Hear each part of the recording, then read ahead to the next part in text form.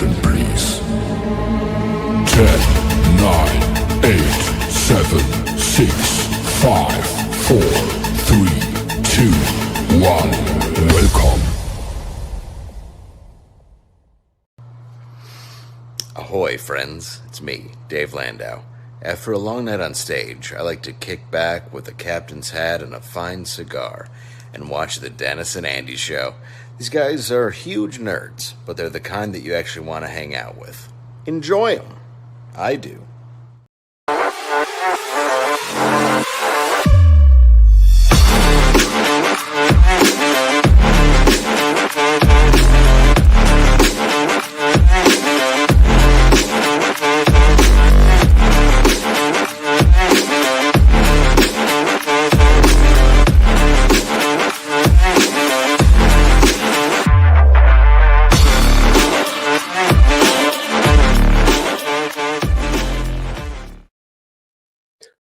What is up, everybody? Hello. It is Andy Smith. Astonishing Comics says it here, says it there in the corner.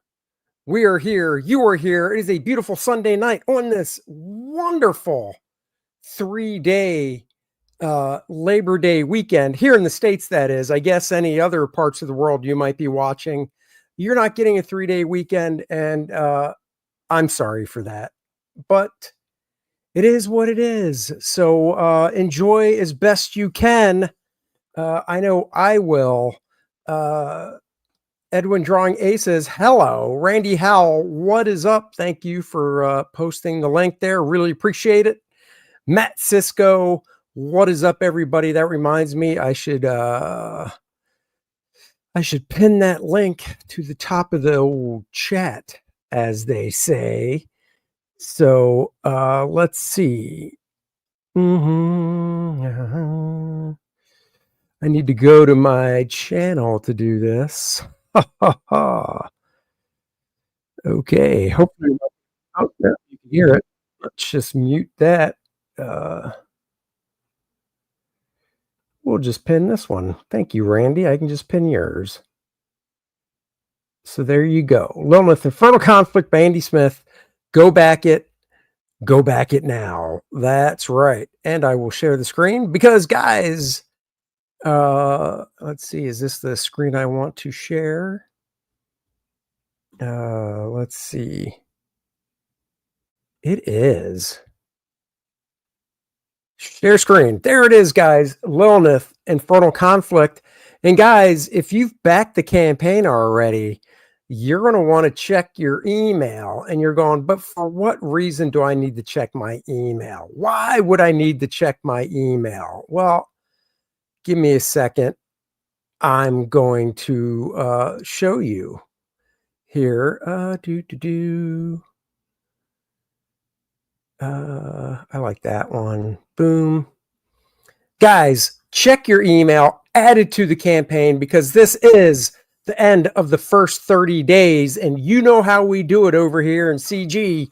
We like to add things on that first 30-day, you could say, anniversary of the campaign. And what did we add? Foil cover. That's right. We added a foil cover. And if you have already backed the campaign, you want to check your email, because I emailed out to all the people that backed the campaign in the first 30 days a secret tier link. So you can get this for $1 shipping. So basically it's the cost of an add-on, because with Indiegogo, if you're new to it, you can't go change your order after you already placed it. So I did a secret tier for everybody that's already backed the book. Check your email. And not only that, but guys, this is a foil cover. So we're selling this one for $30. However, for people that backed it already, check your email. I'm going to keep saying it because there is a discount as well on this book. So you're saving money for the book and for the shipping as a reward to you guys for backing the book in the first 30 days. So thank you guys so much for doing that. Really appreciate it. Marcus is in the house. Hello. Dennis will hopefully be joining later. He had a little commitment there. Marcus says, I got my discount. Yeah, you did. You checked your email. There you go, big guy. JP Roca, what's good? And of course, I feel I'm showing names. Randy, there you go. Matt Cisco, hello. Edwin, what is up? Glad to see you. Let's see. Oh, yeah, we can also do this. I like doing these different things in StreamYard. Show comments on stage. There they go. Let's see. There's other things they've done here too. See, they said they added sound effects or some crap, but I don't see sound effects. So, you know what? It doesn't matter. All that matters is you guys are here. Stat Zero here to wish you a bit of luck and listen a bit. Thanks, Stat. Appreciate it. Let's go through it. Guys, we're at $21,343. Boom, bang, bang. Bazinga, as that dude from you know the show Big Bang Theory used to say. Did he actually say bazinga? I don't know. Guys, I've only seen 3 or 4 episodes of that show. All right. So the big news of the night. Also, guys, if you're getting Lilineth's big, beautiful box, look at the graphic. You're getting this cover inside the box as well. That's right. We've added more value to the box. So the box retail value is $170. You're getting it for $140. But wait, we added this new cover full book to the box, which means the retail value is $200. You're getting it for $140. I can't change the graphic once somebody's backed it already. And there were secret links that went out as well to people that signed up early. So if you're watching and you're one of those people, check your spam folder. Those links are still active. Point is, I can't change it over here once the perk has been chosen. So I changed the image here. And of course, I added to the description of everything that comes in the big, beautiful box. Now, exclusive to the box, you get the John Malin black and white virgin cover. You get the Yesurcia bookmark exclusive to the box. You get my main cover, the homage cover I did, the foil cover, the John Malin variant cover, the black and white edition of the book for you Savage Sword of Conan fans. Get that black and white edition. You get the Lilineth 2-inch minifigure and First Man Identity Crisis, 24 pages of all new explosive 90s First Man glory. And what do I mean by that? I mean that I drew this in a 90s, you could say Rob Liefeld type style.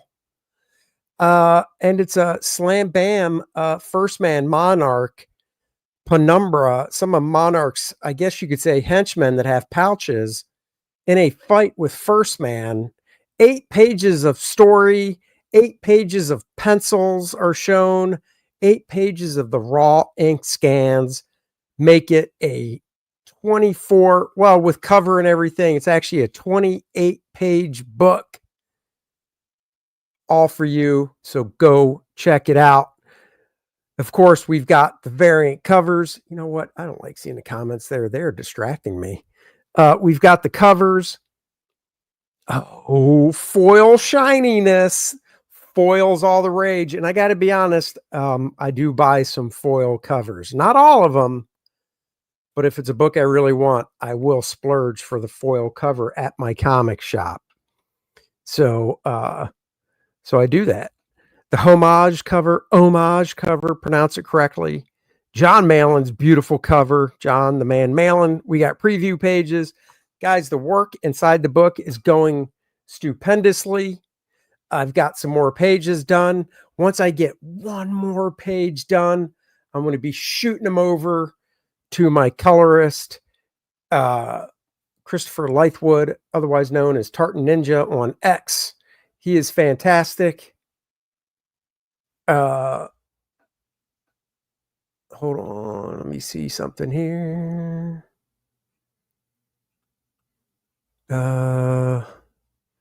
Let me just see something here real quick.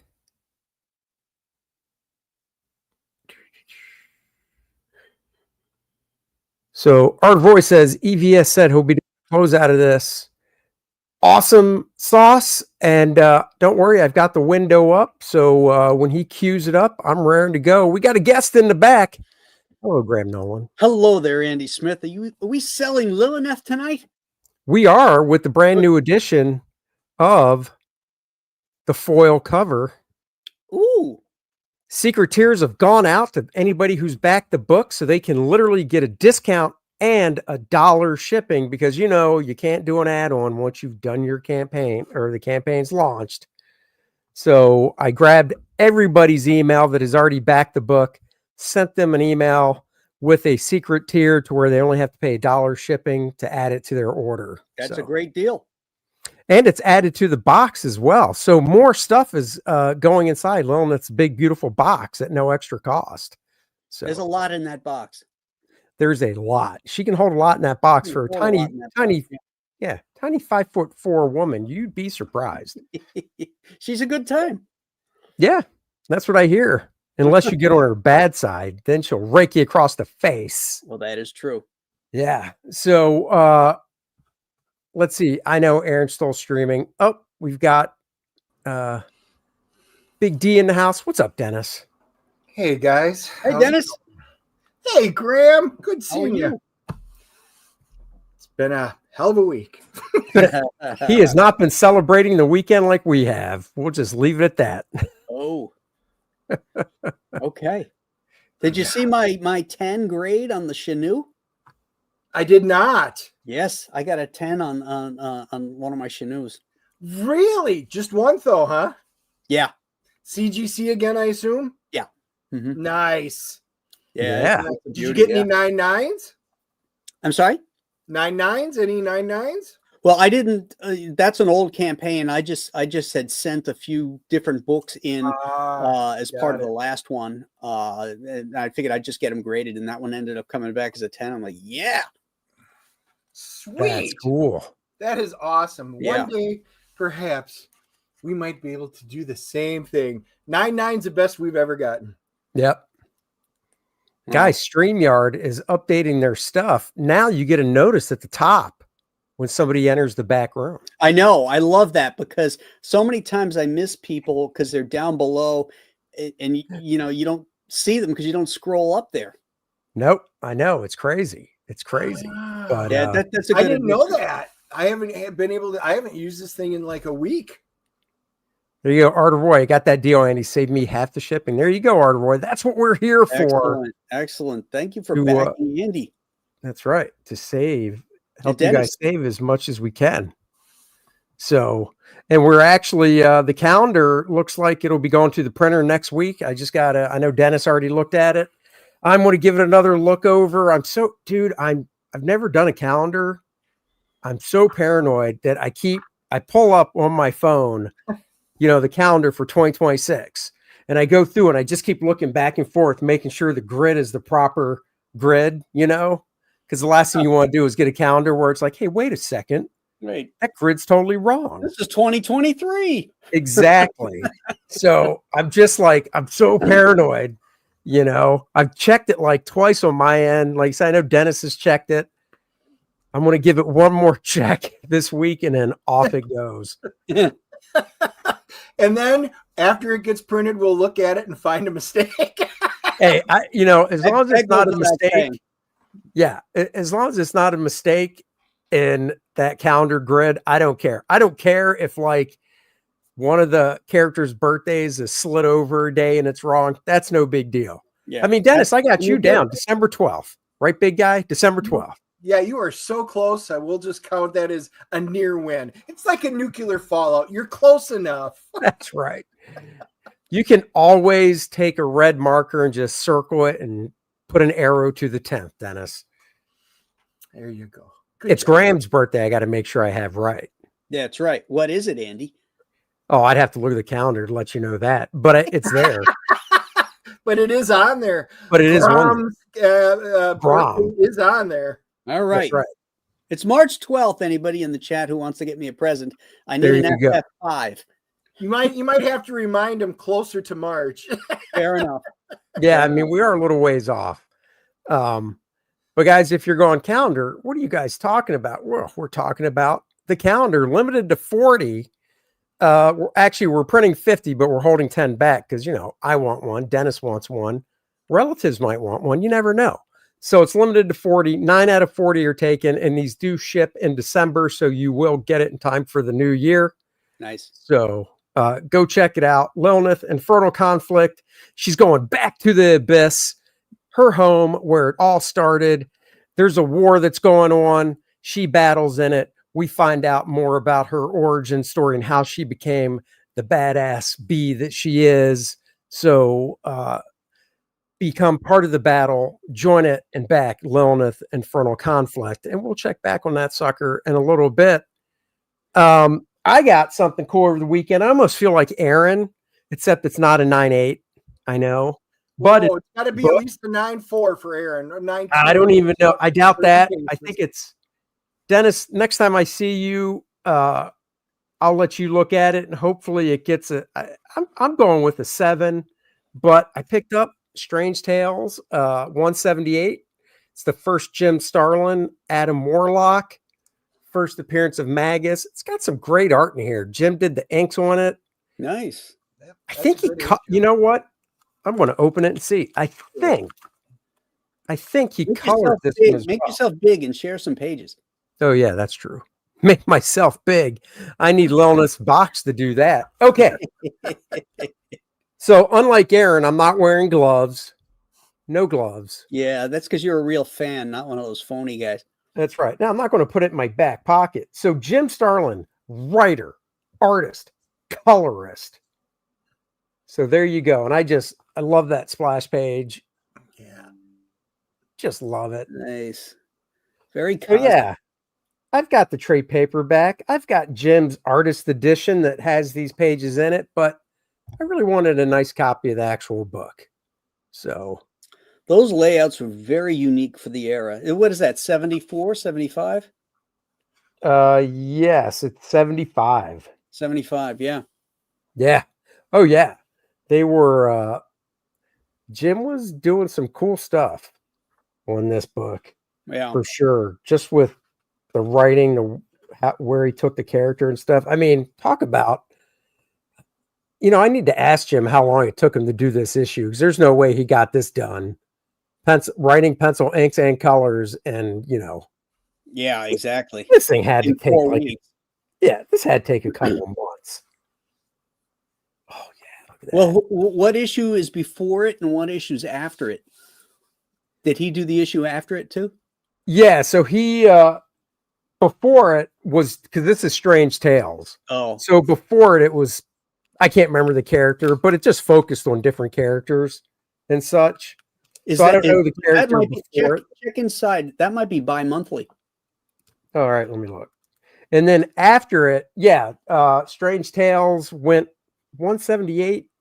I'm sure Marcus will know, probably to 181. Let's see, printed in. Living or dead. Yeah, we know. Doesn't say, just says printed in the United States. Yeah, keep going. It'll say if it's monthly or bi-monthly. All right, In let's the see. Marvel edition. Comics, Madison, New York. Yep, it's bi-monthly. Yeah, that's So- how he's able to do it. That's it. Yeah, every 2 months. Yeah. Yeah. So I think it went to 181, and then they kicked it back to his own magazine again, Warlock. But here's something else I got, dude. I sent away, and I'm keeping myself large because this deserves it. I sent away a bunch of comics to this bindery, and it's a favorite run of mine, and I got bound. I'll show the spine first. The Justice League Europe, the Bart Sears collection, that thick. Every issue of Justice League Europe that Bart did, all in one handy book. There's the cover. Wow. There's the back cover. It's got a little, I think they added this because they sent a copy of my order form back, and I didn't see the ribbon bookmark in it. And I That's think nice. they might have added it because it did take longer than expected, but it's great. It is, That turned out awesome. dude. When you see this, Dennis, I mean, can't wait. it was like, I did upgrade a number of things, so I think it was around $80 with shipping. That's it. But yeah, So you had to send them all your comics, though, yes, and they trimmed them. It appears. yes. Okay. I had to trim some, so all the ads obviously are in it because it's a whole book. Yeah. That's but all cool. the covers, everything. I mean, you could do a table of contents. It just comes down to you've got to. They say specifically the order they get the books in the stack. They're not making sure it's the order you want. It needs to be the way you want them. Oh, So you shipped it exactly how you want it in there. Right. So like Bart did 1 through 8, 9 was a fill-in, but Bart actually inked issue 9 over Art Nichols, the fill-in artist. So I had that put in here. And then like 13 and 14 were fill-ins, I believe. 21, there were a few fill-ins, and then he came back to the book around issue 58 or something. But the good thing is the most they can do on one book, I believe they said, is it's either 24 or 26 issues. Because I sent this out in like March. And whatever the number is, whether it's 24 or 26, it's the exact number he did. That's why I put the fill-in issue that he inked in it, because I figured, well, yeah, it could be less, but he actually inked it. Now, if there was like 27 issues, that fill-in would have been out the door. So, right. So And yeah, it so depends on your page count too. Back then there were 22 pages. yeah.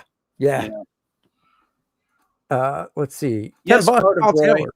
This is the Ben Grimm shirt, by the way.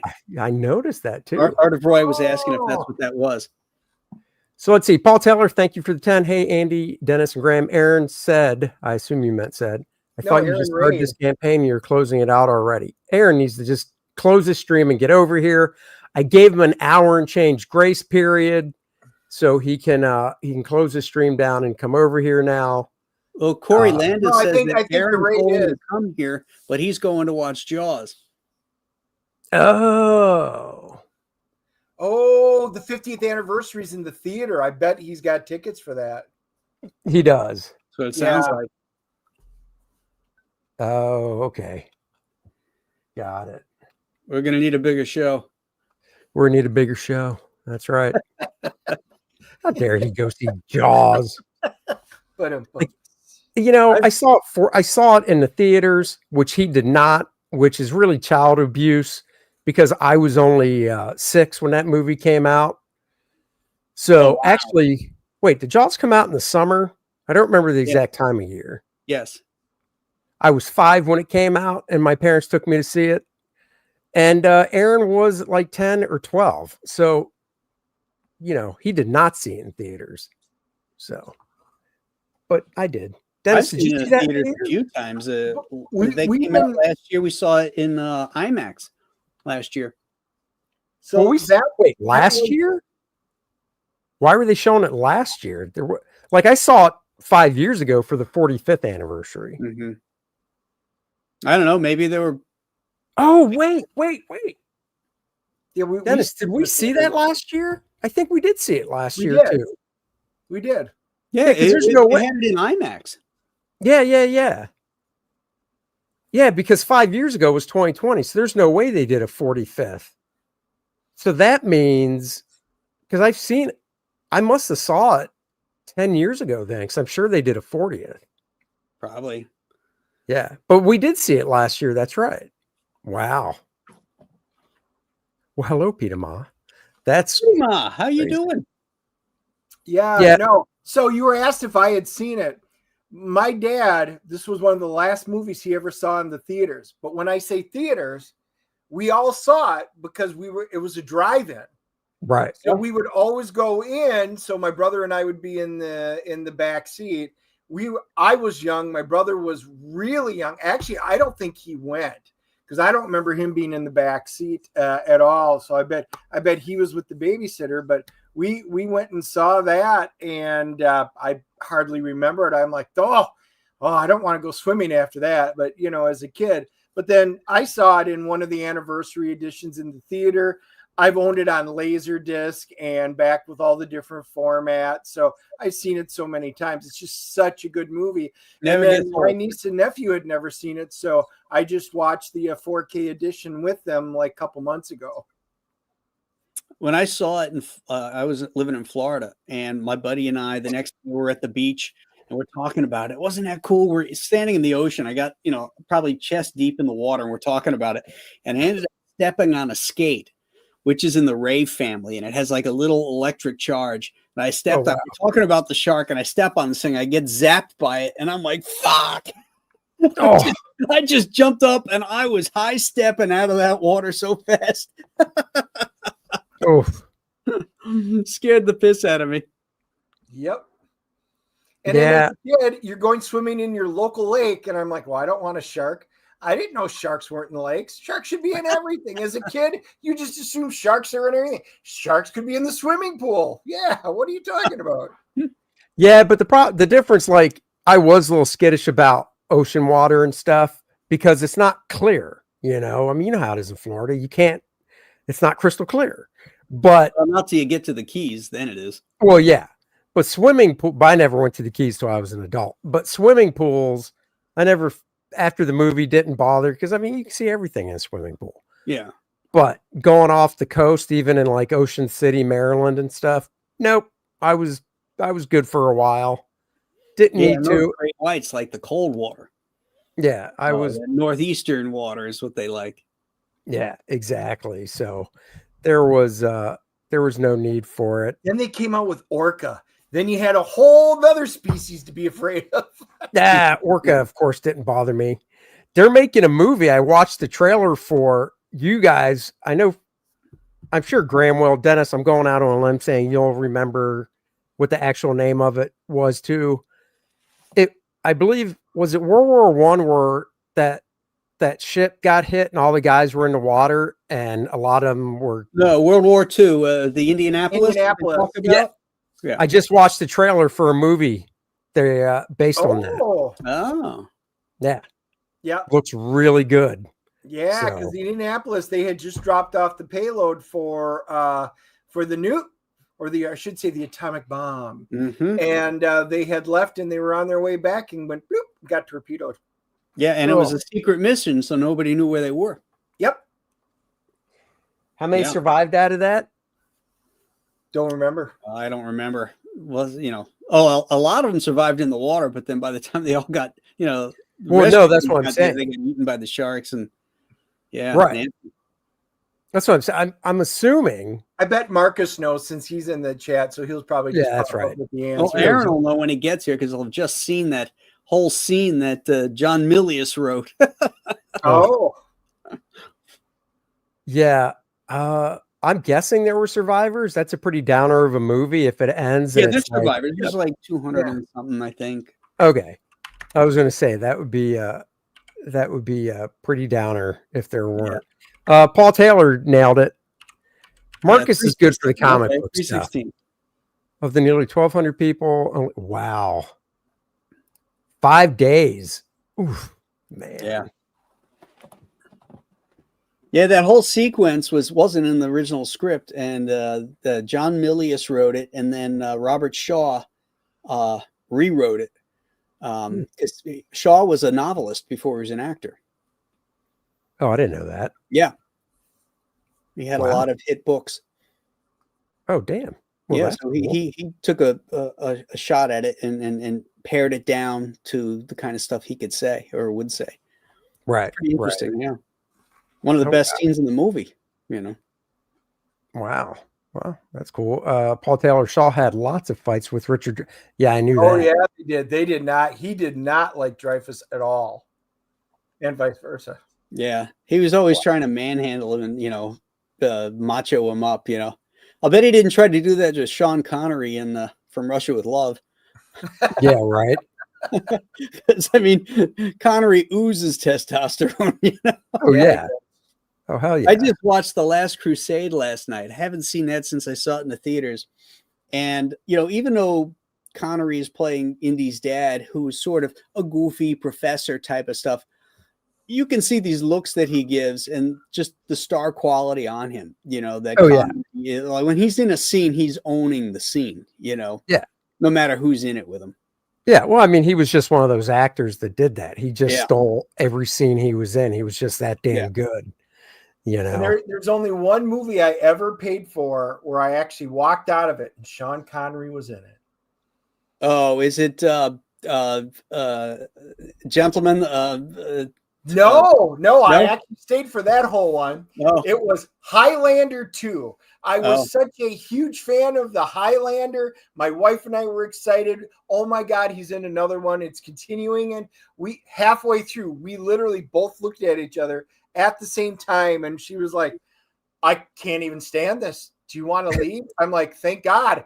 I'm like, I almost want to get my money back, but screw that at this point. They don't give refunds. I don't care. Let's just leave. We left. Never have watched the ending on it. I couldn't. It was that bad. Well, League of Extraordinary Gentlemen made Sean Connery walk out of Hollywood. He retired after that movie because he hated it so much. He says, I'm done. This is bullshit. I'm done. Was that one of his last ones? Was his last one. He retired after that because he hated it so much. Yeah. Really? Wow. That's sad. That is so sad. Oh my God. In the first Highlander, my brother thought Clancy Brown should have won Best. He was great. I mean, he epitomized the big bad guy. Oh, he was great. I agree with that. He should have. Oh man. I'm gonna be honest, I've never seen Highlander. What? Really? Yeah. Graham, as diverse as you are in your stuff, you've never seen Highlander. You now have homework, my friend. I'm having a hard time picturing the French guy who is the Highlander. What's his name? He played Greystoke, isn't he in there? Lambert. Is it Christopher Lambert? Lambert, yeah. Yes. Yeah.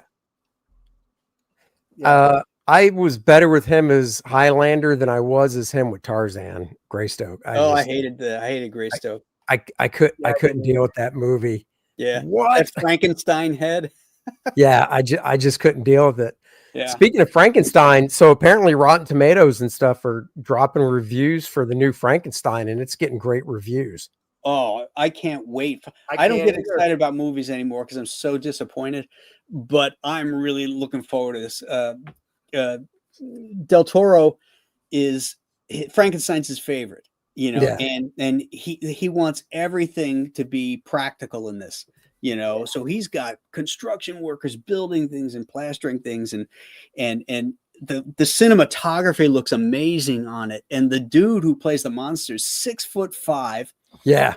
And he looks really, they haven't really shown too much of his face or his, but they got him all wrapped up, and he's out in the Arctic and everything. And he screams out, Victor's name. Yeah. Oh, that looks so cool. Dude, there's so much. Hold on. I got to grab this book. He's 6'5", but I'm wondering, is he going to have like the Herman Munster high heel boots anyway to even jack him up higher? Right.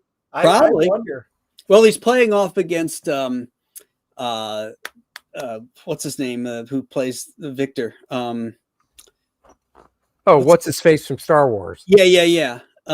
His name is I can't remember, but that guy's like 5'6", 5'7". I mean, he's not very tall. So standing against the monster, he's going to look great.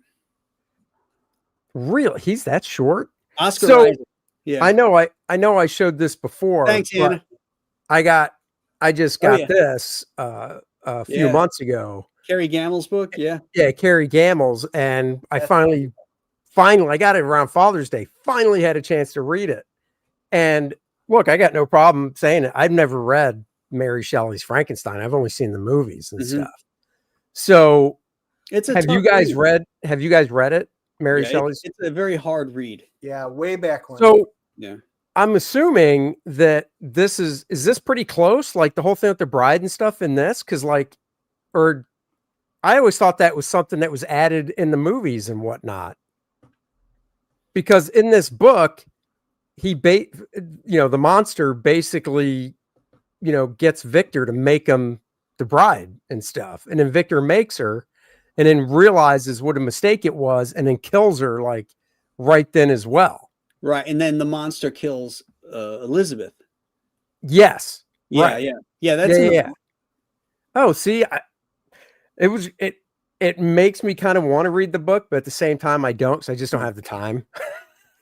it's the style of it is old fashioned. It was written in the 1819, something like that, somewhere around there, early 1800s. Bram Stoker's Dracula is a much easier read. It's like reading a pulp novel. Oh, okay. Yeah. But yeah, this book is I like Stoker's Dracula better. This book is fantastic. Audiobook, Andy. Audio. There you go. That's a good idea, Anna. Oh yeah, audiobook. There you go. Yeah. Especially you could do that while you're drawing. Oh yeah, exactly. Totally. I might have to do that because I mean, Carrie's art in this is fantastic. I mean, it's so nice. Yeah.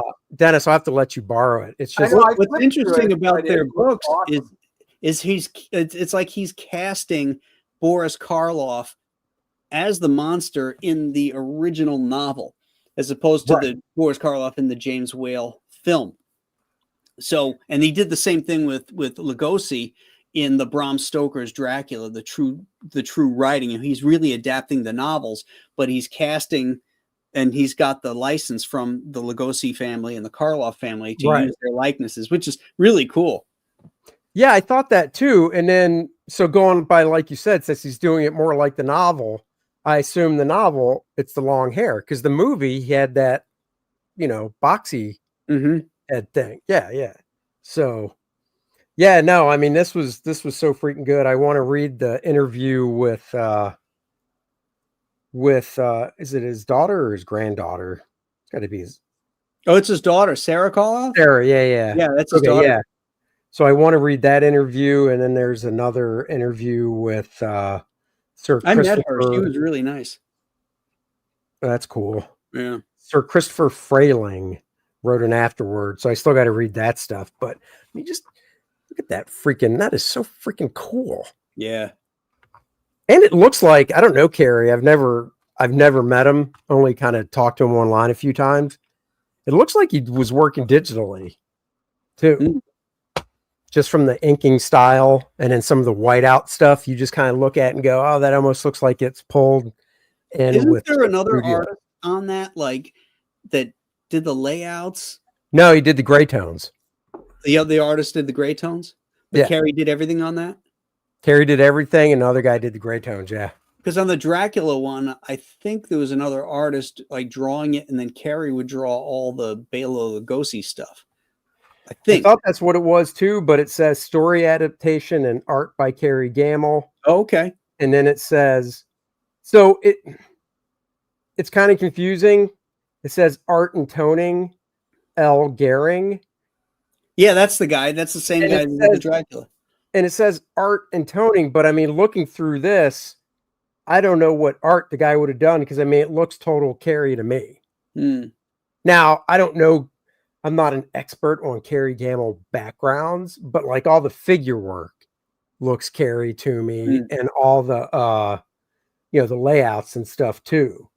So I don't know what the actual split is, but since it looks mostly Carrie to me, I was down with it. So Graham, this one's for you. Do you like Kenneth Branagh's Frankenstein from the 90s? Branagh's Frankenstein was okay. That wasn't the one with De Niro, was it? No, I don't know. Who's the monster? Well, it was with De Niro. Was that the one with De Niro? Yeah. Paul goes, wasn't there a bad one that had Robert De Niro as the monster? Yeah, that was it. Yeah, I didn't like that. The monster from New York. Yeah. To me, that's the weird casting, like, and thank God it never got made, but that just reminds me of the bad casting when Tim Burton wanted to do Superman with Nick Cage. Yeah, just like, What? Right. What? Even the shots that have come out, you're just looking at him going, this doesn't work at all. And I love Nicolas Cage, but this does not work at all. I could see that. Yeah, it's like having John Wayne as Genghis Khan in The Conqueror. You know? Yeah. It's like, who thinks this is a good idea? Exactly. Just no way. There's no way. Weird casting, but accurate monster. Yeah, well, today, for sure. Well, Today, the makeup was good on De Niro, you know, but it was just, I don't know. yeah. So back to that Frankenstein, and I haven't seen all the Frankenstein movies either. I have definitely seen the very first one because I remember watching it and going, wow, that thing was only an hour and change long. That's what they called a movie back then. And the other movies, did he ever speak? Yeah, I'm talking. Frankenstein, he speaks. Oh, he does. Okay. Because that was honestly another, and I've seen Bride of Frankenstein, but maybe it was just so long ago I don't remember the speaking stuff. So that was kind of another revelation to me reading this book is like, you know, he's basically stalking that family from a distance and he learns to read somewhat and then speak more and such. And I'm like, I had no idea.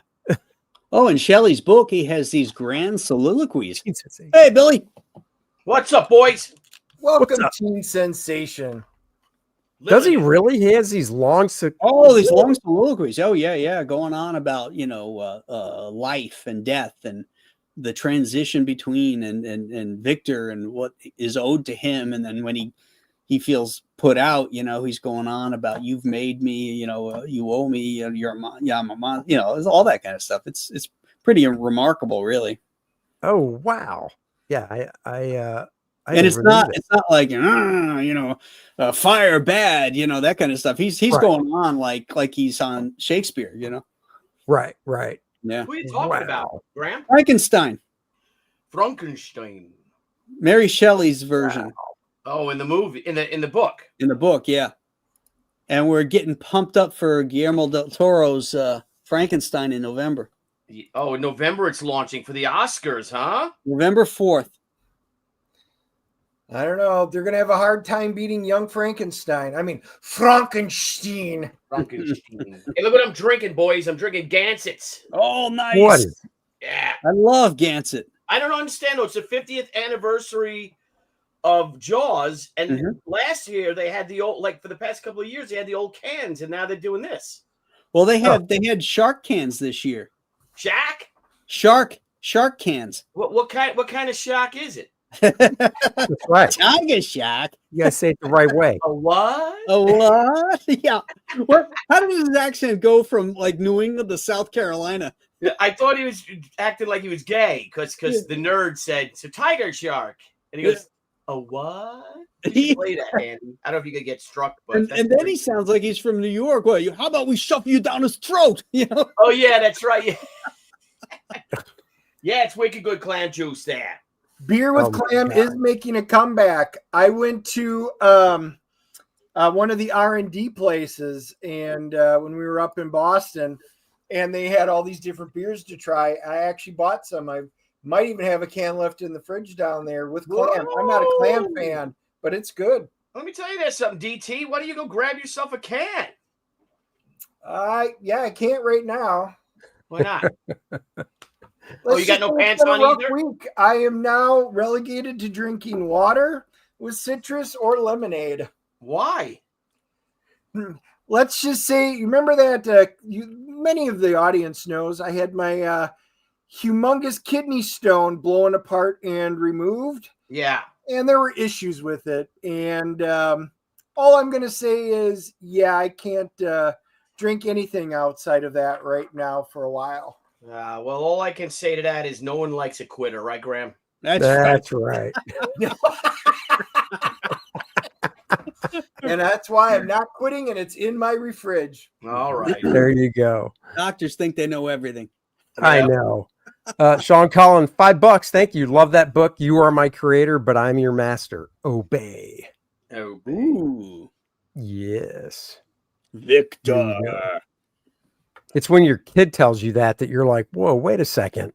You better step on back. That's right. Punk ass. brought you into this world, I will take you out. So, all right, let's check something here. Randy's popping it out. Check your email for the new secret discount tier. A foil cover with reduced shipping for all of you awesome existing backers. That's We have to right. check the email to do it. What's that? We have to check our emails to get that. Or will Yes, it pop you up? do. Yep. Yes, you do. We have gotten more. We are currently at 320 backers, $21,693. Thank you guys so much. Really appreciate it. Just the update. We added a foil cover, and that's what we're talking about. We sent out an email to everybody that backed the campaign up until the stream started. So basically, if you get that email in the secret tier, the book is discounted by $5 and the shipping is only $1 because you can't go back and adjust your order on Indiegogo. So that's what we want to do for you guys. And what if a you're great new to it, That's very fan friendly, bros. that's what we're trying to do. Good job. And if you're new to the campaign, you can get the foil cover for $30 and you can get the box, which now includes the foil cover at no additional cost. So, And we told everybody at the beginning, if we add anything to it, all of you that already backed the box will just get anything that gets added. There you go. Look at that. that's right. So it's in the box now. So go get it. Great Otis from Superman. What more could anyone ask? That's right. That's right. So go check that out, guys, and grab it on up along with all the other fun stuff you can get. Get yourself the big, beautiful box. Get yourself the calendar that goes to the printer next week. 9 out of 40 claims, still a bunch left, and ships in December. Of course, all the separate covers, and there's add-ons for all the stuff. So if you want to customize your order with my cover than John's or John's and the homage cover, whatever, knock yourself out. The black and white edition of the book, the retro newsprint edition. Oh, look at that. 62 out of 100 of those bad boys are now picked up. And once the 100 are gone, they're gone. I'm just looking for my graphic. There it is. Newsprint edition of the book. Brand new cover just for this edition of the book. Totally different coloring style inside the book to take you back to the 70s. And the book will be printed on newsprint. It'll be signed, numbered, and come with a certificate of authenticity right there. How much is that book, Andy? That book is $30. Golly, that's just crazy. That is just a steal. And Andy, That's the one I ordered. The interiors where you can tell the difference in the coloring styles, because that is an awesome comparison. It sure That's is. right. It sure is. By golly. By golly. There's the interior for the newsprint book. Flash you back to the simpler times of the 70s. And then it's like animation. There is the full color book right there. All the bells and whistles. So what'd you just use, the flats? Newsprint and full colors. Yeah. Before we even greenlit this thing, I talked to the colorist, Christopher, and I said, this is what we're looking at doing. I don't know how you flat your work, but if you could just flat it, taking this into account, because some flatters, some colors use flatters, and then some colors that don't use flatters, either way, will just throw down whatever color just because it's quick. Right. And they can change it really fast. Right. So he said, yeah, I can do it that way, no problem. So, yep. There you go. Cool. So get the two separate files. Are you working with our pal Pete Smetti on this? I'm sorry, Graham. Sorry. Yes, we are working with Pete. Yep. Look at that. All winner squad right there. There you go, Corey. We backed his project in the first place for the newsprint stuff because we knew we wanted to do this. So that was a win-win for us. Pete's just a great guy, and I am so excited to see this. Dude, I did the same exact thing. Did you? Yeah, same exact thing. Yeah. Awesome. Peter, I'm going to check that real fast because the foil should, but let me just check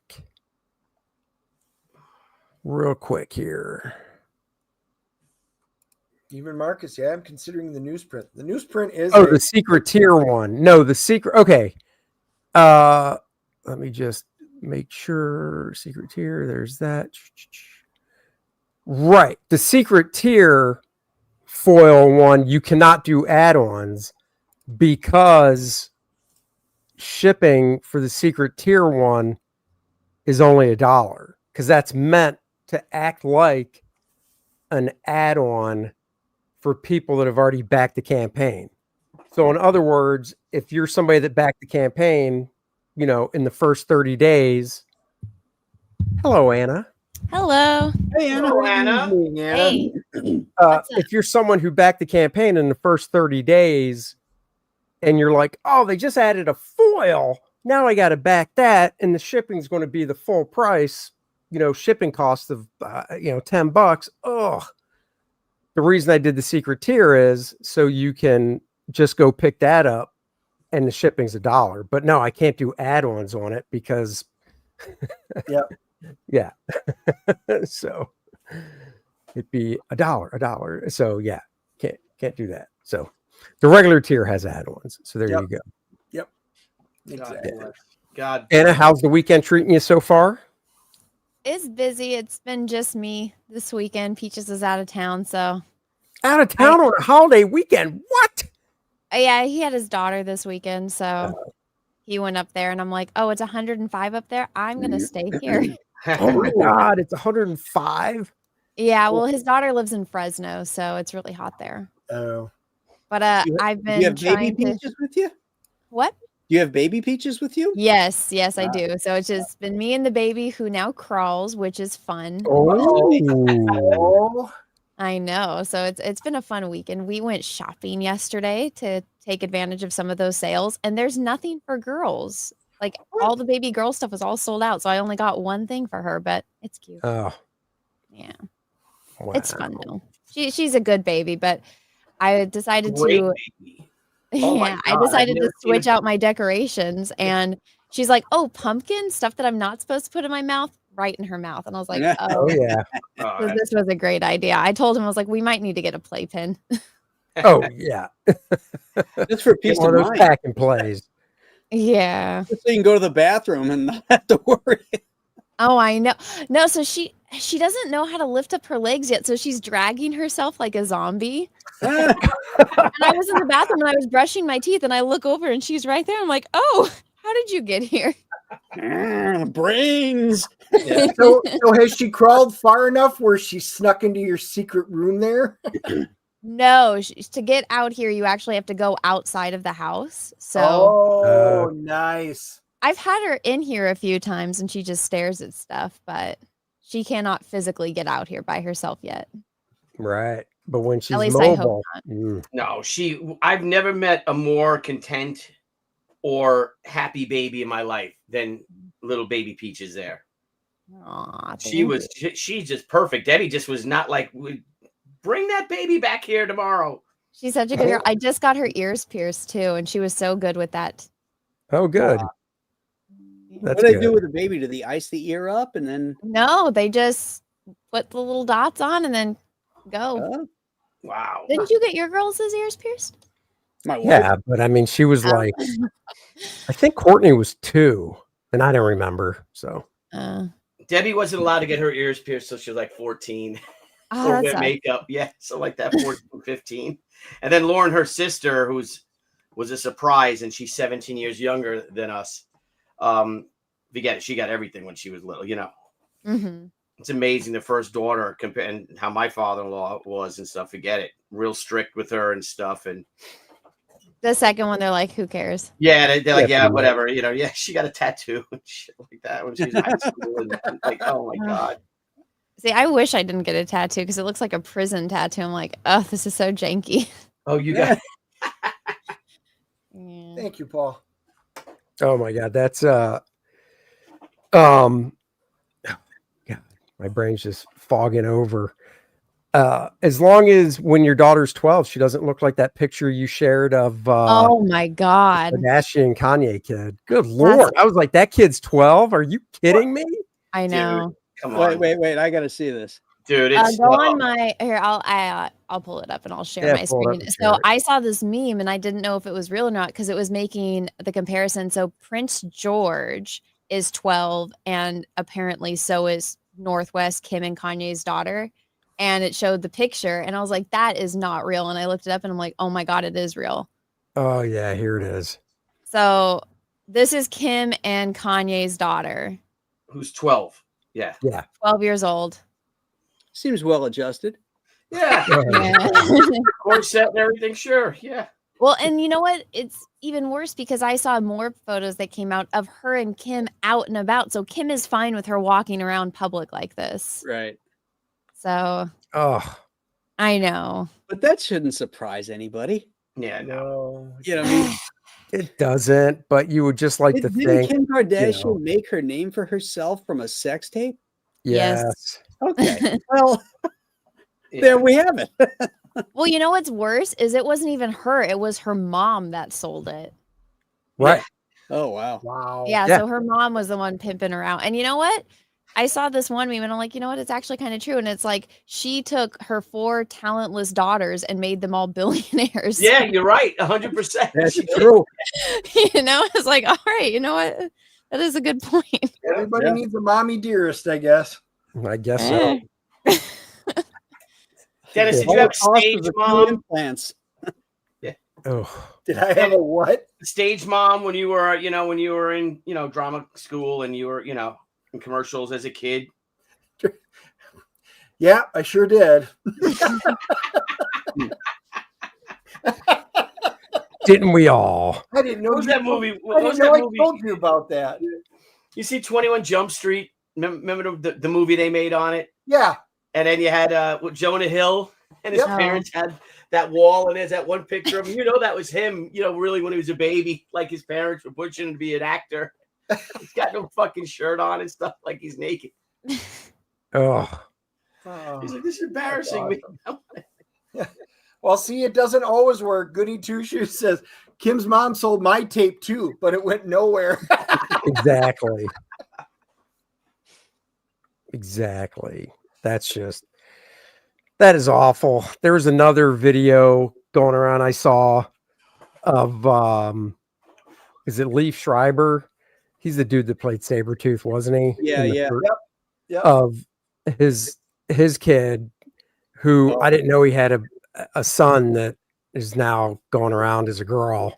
Yeah, he's got a trans kid like they all do. He Oh, has yeah. 3 boys. No, that's Megan Fox. Her 3 boys are all trans. Yeah. Yeah. Yeah. So is All three? Charlize Theron. All her kids, she's got like 2 adopted 4 boys that are they're now all girls. adopted. They're all adopted. And yet all of them are either trans or gay or lesbian or something. What are the odds? Yeah, exactly. Yeah. My God. I got a son studying to be an engineer, and another one's a welder, so. There you go. Yeah, but they were born daughters. I mean, come on. Yeah. That's So true. when- Yeah, when that's she true. I graduated- forget to tell people that. Yeah. My son Matthew's going to be the female. He's going to transition and become the female champion wrestler, in the Olympics. That would be hilarious. Like, well, Matthew, you're ranked like 288 in the country or whatever he is. I'm like, you know what? you Here want to we move go. up to that number 1 You wanna spot. be number 1. Start growing that hair. Get some of those fake eyelashes. Start throwing that hair. Bag that out. would You'll actually be win. funny if all the guys were just like, okay, since the trans dudes are ruining it for women anyway, why don't all the professional athletes just start doing it and then ruin it for those trans assholes? Because they're normal. When me and my friends were in high school, we wanted to be Olympians, right? Like, what can we do? Like badminton. How hard is it to be badminton? So we decided we were going to be bad. And then we saw the Chinese, oh yeah, that's not going to work. We'll get our fucking asses smoked in It's like watching them ping pong, It's like, what? Yeah. It was That ball go 100 how good miles can an it be hour? badminton, What's worse, badminton or curling? Oh, You know, curling. you just- Well, we did look into curling, but we could never get the ice time. So Oh, Curling's amazing. curling's great. It is. You get some brats and some beers, right, Dennis? Yeah, some brats. Yeah, get some brats. some, and some beers. beer-soaked brats with them There you beers. go. That's right. I don't know about that, guys. I can tell you a movie recommendation. Do not waste your money on Honey Don't. My daughter really wanted to see it, and I was like, all right, so I'll go. And then my wife went to, this was a couple Fridays ago, actually, and what a waste of a movie. What It's was just- it? that one? What's that about? It's called Honey Don't. It's this, the main actress or the actress in it, the star, is a private detective, and Chris Evans is in it, and he plays a preacher running his own church, and it's, you know, he sells drugs and stuff like that out the back and whatnot. It's just a mess of a movie, and it's from one of the Coen brothers. So right out of the gate, I thought it would be good because they usually do good stuff. Huh? Is it supposed to be a comedy? It's a drama comedy. It's a dramedy. Yeah, dramedy. We were supposed to go see it. That was on our review list, but obviously with all the stuff going on, I'm out for a couple weeks for movies. But it looked, the preview made it look all right. And it's, I can't think of the girl's name, but she's from The Substance, Demi Moore's younger twin in The Substance. Oh, that's what's her face's daughter. Yes. Oh wait, now I'm curious because I didn't Carrie. know it was who. The girl from Groundhog's Day. It's her daughter. Yeah, the one from Margaret Quaylen. Margaret yes, Quaylen. yes. Yeah, that's it. Yeah. That's it. Yeah, and she plays this detective, and she's going in. It looked Quayle. Quayle, yeah. Yeah, that's Yep, it. there it is. Yep. And it looked cool, but, they did change the name, because it was supposed to be Honey Don't Go. And they just took off the go, so it's just Honey Don't. Oh, And was people went- Ryan Gosling in this movie? No, Who was the Chris guy? in Evans it? is. Oh, Chris Evans. That's who it is. Yeah, He's Chris the Evans is. preacher guy. Yeah. Holy shit, Andy McDowell is her mom. I can Yes. see that now looking at her. Yeah, she was in Once Upon a Time in Hollywood. She was one of the Manson girls. Yes. She's the one that was hitting on Brad Pitt. Yeah. Well, The- she didn't have twins or triplets. She had, 26 uplets or something? Because she got pregnant every time on Groundhog Day. Yeah. I will say one of the funniest characters in the movie was Charlie Day from It's Always Sunny in Philadelphia. Mm-hmm. He had a small part as the local cop detective. He was really good for the little bit of time he was in it. He was really good. So I give him credit. Chris Evans' character just seemed kind of pointless. Aubrey Plaza's character, just the whole movie itself just seemed kind of, the plot behind it just seemed pointless. And I know they were trying to swerve you with like Chris Evans' character, leading you down the path, like, oh, because it centers around there's a murder or a death in the beginning of the movie, whatever. So it's a mystery. And they're trying to make you go, oh, Chris Evans is behind it. And Chris Evans is behind it. And then, of course, they take a different route. But then you're just kind of like, okay, but then the stuff you did with Chris Evans' character in the movie was just kind of, you would think if it was going to be, you're trying to lead it as he's the culprit or he's the guy behind it, he'd have more substance in the movie than what it was.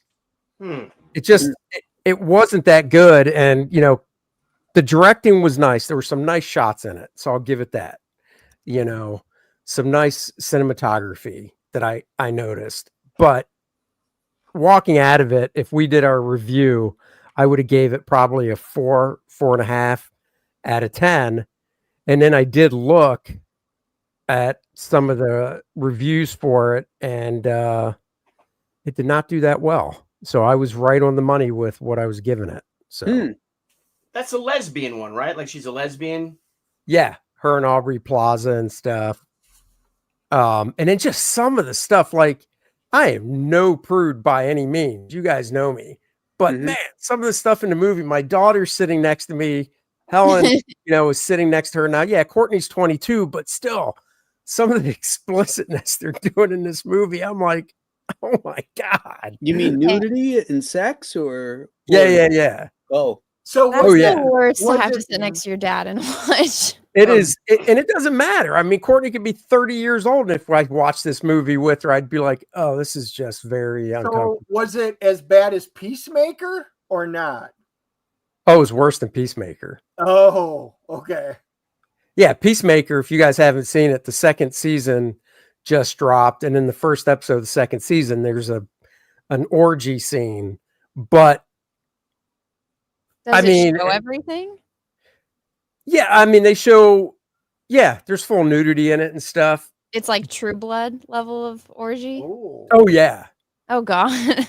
Oh yeah. Which Mike Carlin, who was the Superman editor forever at DC, he, before I even saw the first episode of the season of Peacemaker, Mike, did a post on Facebook, and he just goes, "Hey, watch Peacemaker. This isn't a knock on it, but because basically it's the shared universe with Superman and stuff. If you took your kids to see Superman and you're thinking, oh, cool, we can go right into Peacemaker. Yeah. Little forewarning, there's an orgy scene with full frontal on both sides. Oh. So you might not want to take your 13-year-old that saw Superman, even though it ties in. Because like Nathan Fillion is in it. James Gunn's brother that plays Maxwell Lord is in the first episode. Hawk Girl's in the first episode. Which you just got to think like, yeah, Marvel's kind of doing that now with Deadpool because Deadpool's in the actual universe now. But at least in Deadpool, the worst thing he does is, besides the violence, is the F-bombs, right? So that's hard to work in. If you put Deadpool in like Doomsday, are they going to curtail what he says? Because you only get one for a PG-13 movie. After that, you got to go to R rating. Right. I don't think Marvel wants to do that. So DC has this shared universe, and it's like, hey guys, you like Superman? Come on over to Peacemaker. Let's fuck. Yeah. See, that's the thing is like you can use. I think you can use more than one F-bomb and still be PG-13, but the F-bomb can't be used in a sexual connotation. It's like you can't say I want to fuck you, but you can say, yeah, oh fuck you. Two different. I don't know. I'm gonna. So when we see the movies weekly that we go see, if it's a PG-13, we're usually on the lookout because they're going to it's PG-13. They're going to do it, and I swear every PG-13 I've seen has said it once, and that's it. Let's just check that out. But maybe they're just doing it just to be careful. I don't know. They might know that they can get away with it going by what you said, but I don't know. I just remember it only being done once, but yeah, I mean, Peacemaker's good. The story's good and stuff, but once again, it's kind of like they're forgetting the main part of storytelling, which is, shocking. Well, yeah, but does this advance the story? And if it doesn't, take it out. Or could you do something else in its place? And that whole orgy scene, because it seems like Dennis and I are the only ones that have seen it. Ugh. To me, I'm like, you could have easily taken that out and he could have just had this raging party. Because the basic gist was he was blowing off steam. So he had this kind of rager of a party. That was the basic gist. Right. But so they were Andy, we were both right. You can only use one F-bomb. But it has to be a non-sexual F-bomb. If you use it more than once or in a sexual context, it results immediately in an R rating. Okay, so there you go. So they can say, oh, fuck, and shit like that. But yeah. Yeah, but they can't say, let's fuck. Right. Did you see the thing for Savant? The trailer for that? Yeah, it's. I won't play it if you don't want, but you got to see the threads, of what everyone's talking about. Hang on, let me see this, if you don't mind. And then it's literally like a leftist woman's, wet dream. She hunts terrorists and all this stuff. So I don't want to play it. You could play, just pause it after like 20 seconds or something like that. Oh, really? Oh, okay. Yeah. All right. You tell me when to pause, or if I could change the time or something, right? Yeah, if you want to bump the settings up to 1.25 speed. Oh yeah, there's playback speed. Yeah. Let me do that. Hang on. What are we watching, Billy? Okay. This is new movie. New Jessica Chastain's new series on Apple TV. Okay. So. And what's it called? Savant. She hunts terrorists, but look who all the terrorists are. And then you just have to look at the quartering. It's like, this is jerk off material for SSRI popping shit libs. It's holy white women fantasy. Do you ever think there will be a single Islamic terrorist in the whole show? Because they're chasing terrorists, Yeah, right. And what does the one guy say? It was funny. Oh man, where's the one about? Oh yeah, there's the one about where they say, when are you going to find out that the 1,000? Here he goes. I can't wait for the scene where she discovers that 80% of the white supremacist terrorists are actually all working for the FBI. Which is true, Yeah, so yeah, watch. There you go. Click the full screen thing. Blow it up, yeah. Sorry, Dylan. What's she looking at? She's working. She's working. I thought this was a no-work weekend, Mom. Oh my God! Of course, it's Yeah, like an interracial couple. Yeah. Yeah. Jet locked and loaded, been planted for months. The hunt has begun.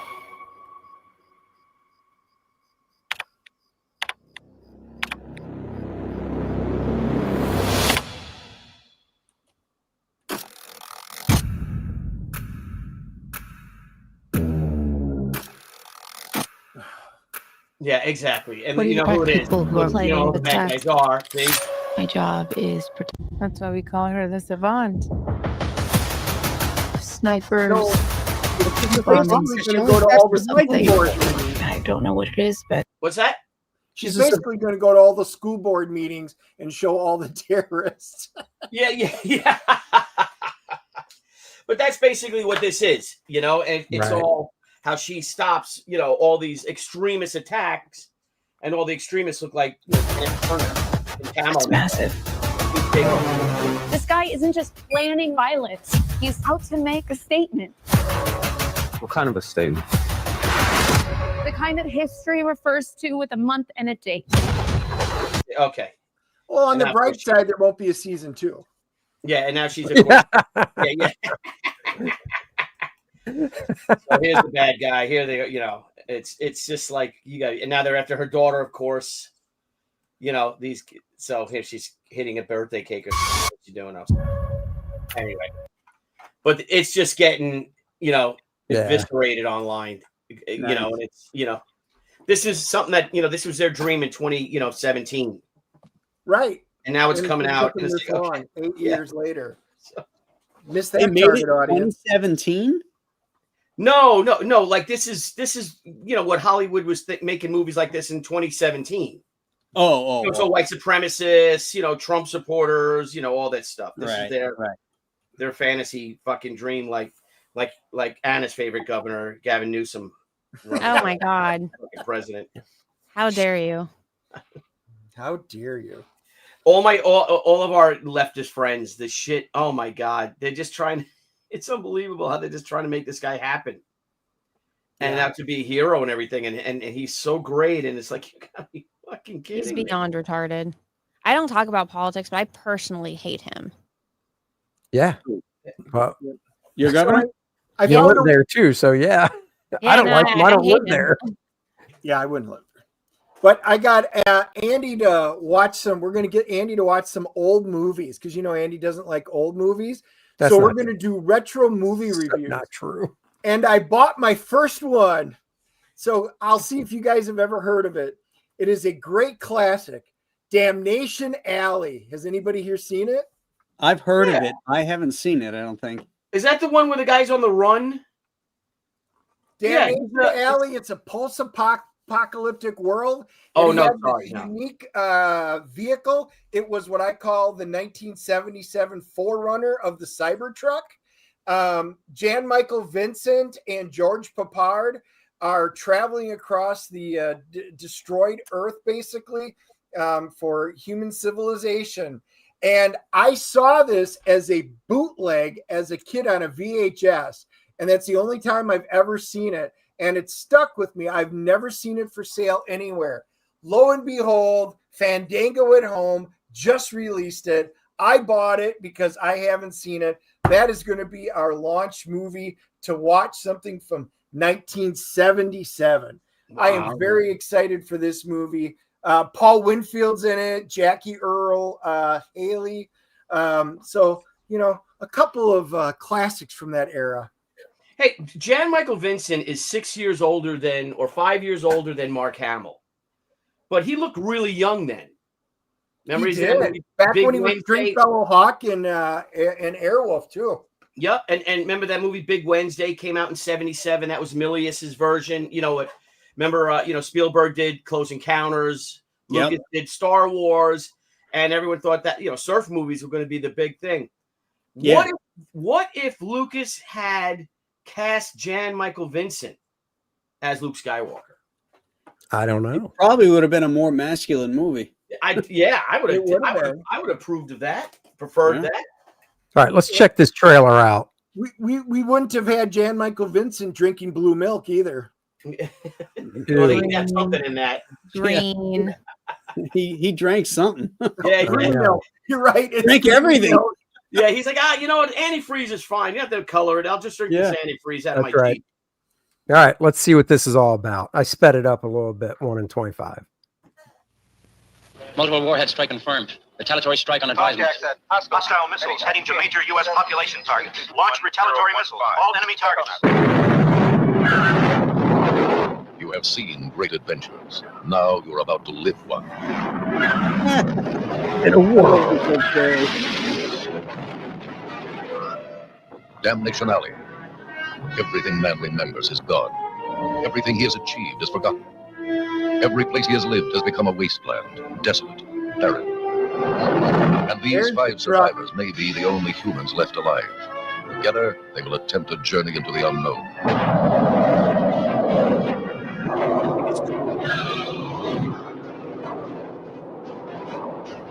Only their courage and the instinct to live could carry them safely through the hell that lies ahead.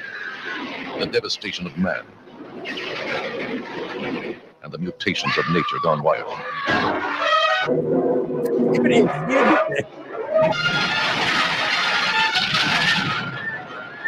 And somehow, they must endure this journey through the nightmare of what we once knew as Earth.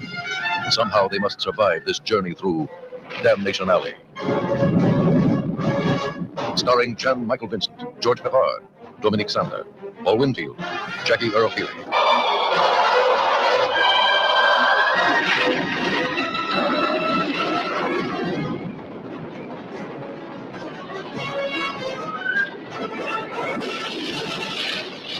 Produced in the magic of Sound 360. Oh, more than a motion picture. And Damnation Alley. Wow. Was this pre or post Bad News Bears for Jackie? It is post. Post. Oh. Wow. Well, there you go. I like how that sound system they were advertising, and then in big letters, patent is pending. You know, Yeah. They didn't own it yet, but the patent is pending. I wonder if they ever got it.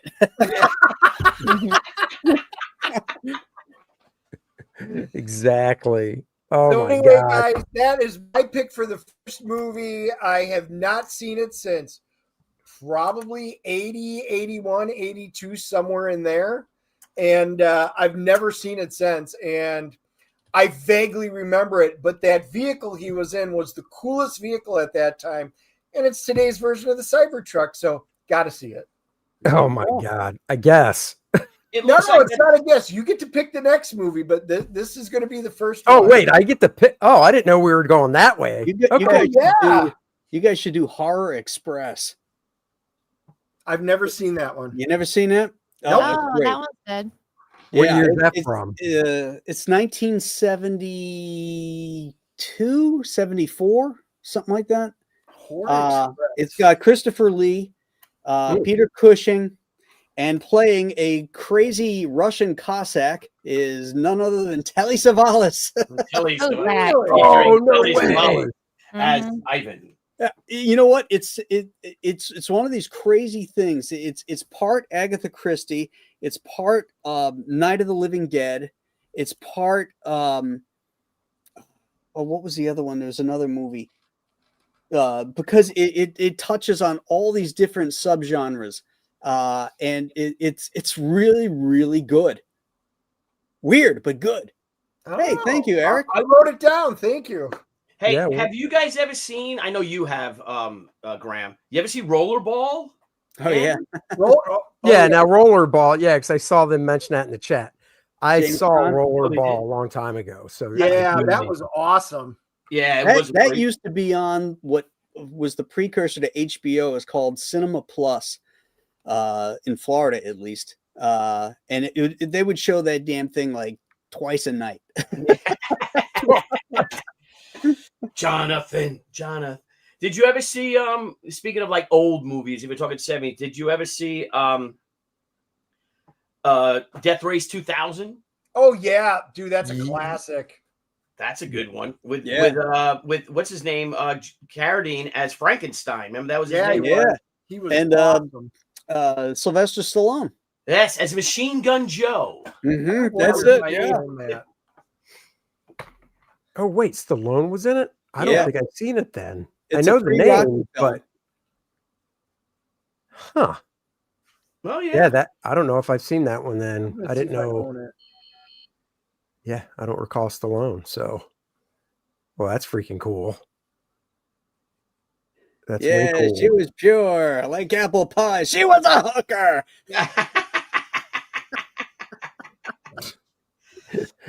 Well, that was the clip. Wasn't that the clip you showed with Norm and Jerry Seinfeld?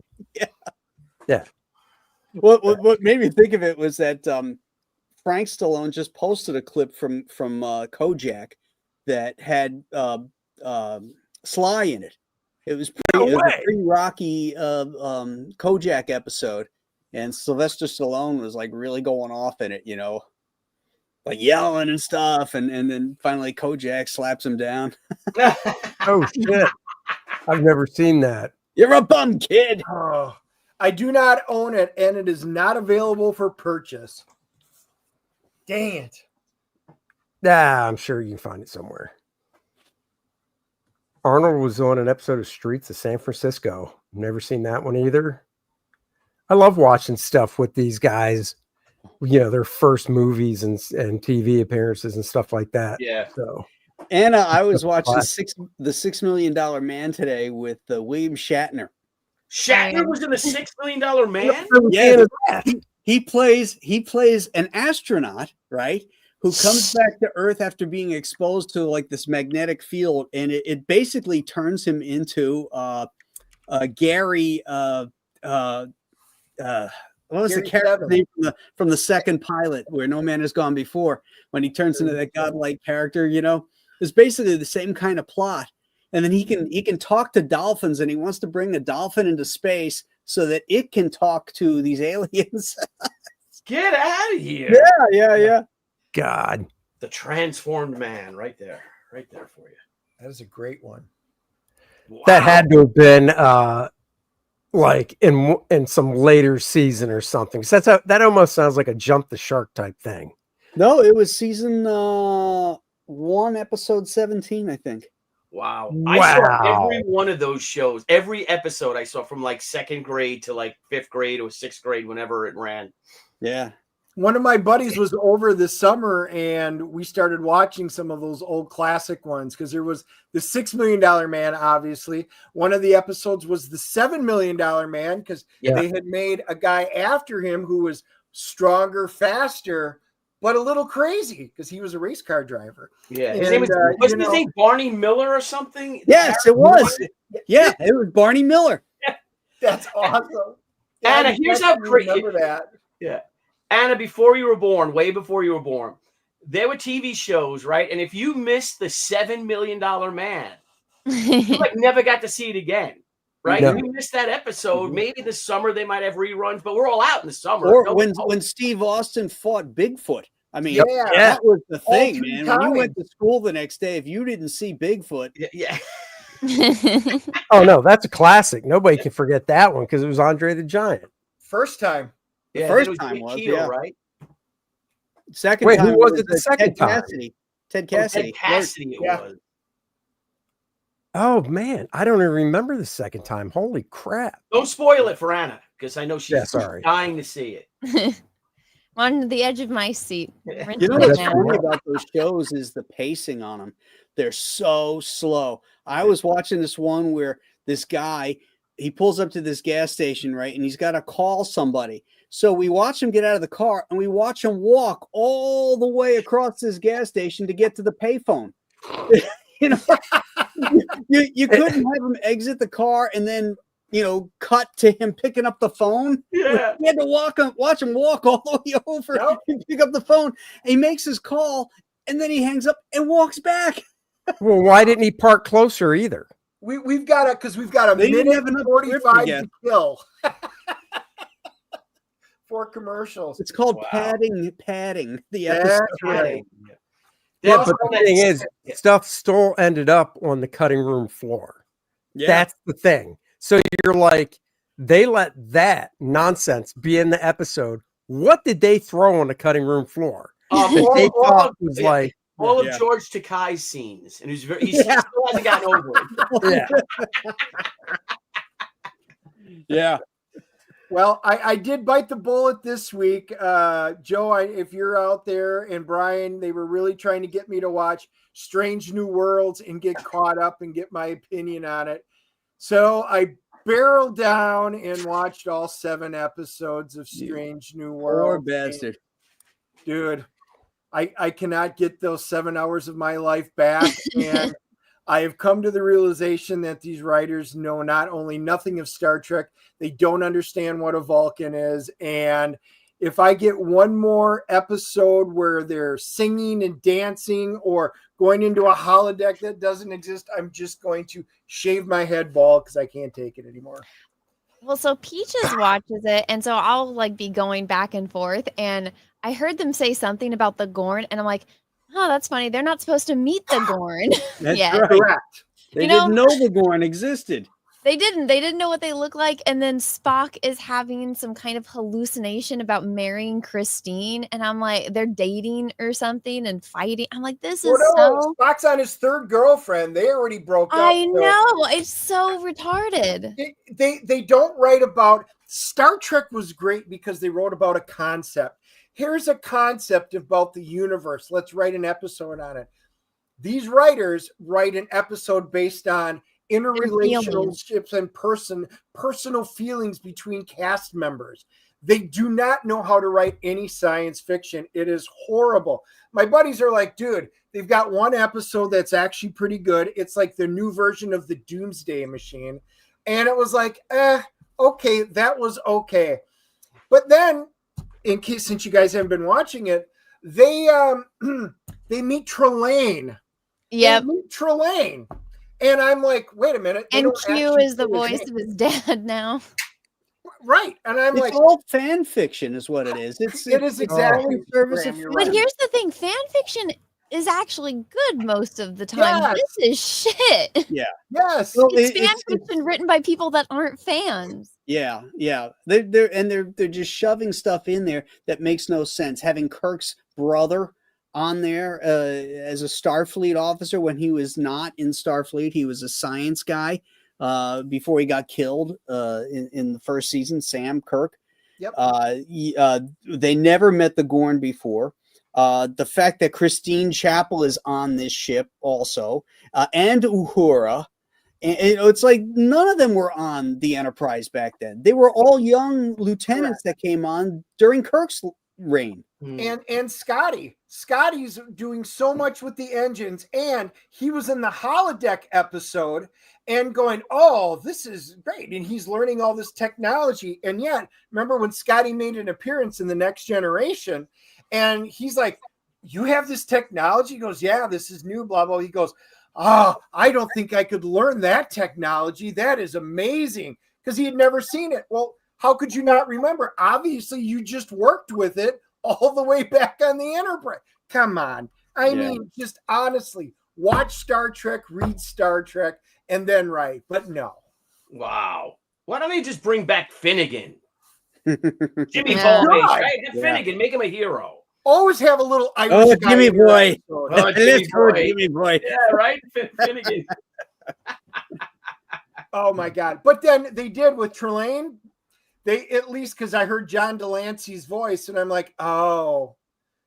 They did say way back when that Trelane was part of the Q. So they did officially roll that into, because Papa Q puts the smackdown on baby Q, which is Trelane. I can give him that one. Because Roddenberry did say way back when Q was first brought into the Next Generation that Trelane was. So there is a connection there, but again, then you don't have Spock interact with him because Spock does not know who he is in TOS. But yet in this episode, he fully interacts with him. The whole episode's about Spock and Trelane and getting married. Yeah, well, that's the other thing. They start off that series with Spock and T'Pring, hanging out together and having love scenes and all this kind of stuff. And what happened to Ponfar? What happened to the 7 years? They hadn't seen each other since their marriage was arranged when they were babies. Yep. Yeah, what's up with that, Anna? What is up with that? Retards are writing it. That's what. Yeah. That's awful. Yeah. And I love how Captain Pike has like one of those Food Network kitchens on a ship. I know. Like it's so stupid. Like space, real estate isn't of prime value on a spaceship. Right. This gigantic, wolf stove and his blenders and all this shit. The fire pits, everything. Yeah. On a processed air spaceship. That makes sense. Oh man, that's hilarious. I'm so glad I don't watch it. Even though it is canon, the ship is like double the size of the TOS Enterprise, but hey, let's not worry about, details. Yeah. God. So stupid. So this must take place before. Yeah, this is this is the prequel to TOS. Oh God. I don't know why you guys watch this shit. You know what I'd like to watch? I'd like to watch Lilineth crack 100,000. That's what I'd like to watch. That's what I'd love to watch. We're climbing. Let's do a little refresh. All right, 21881. Keep it going. Backers there.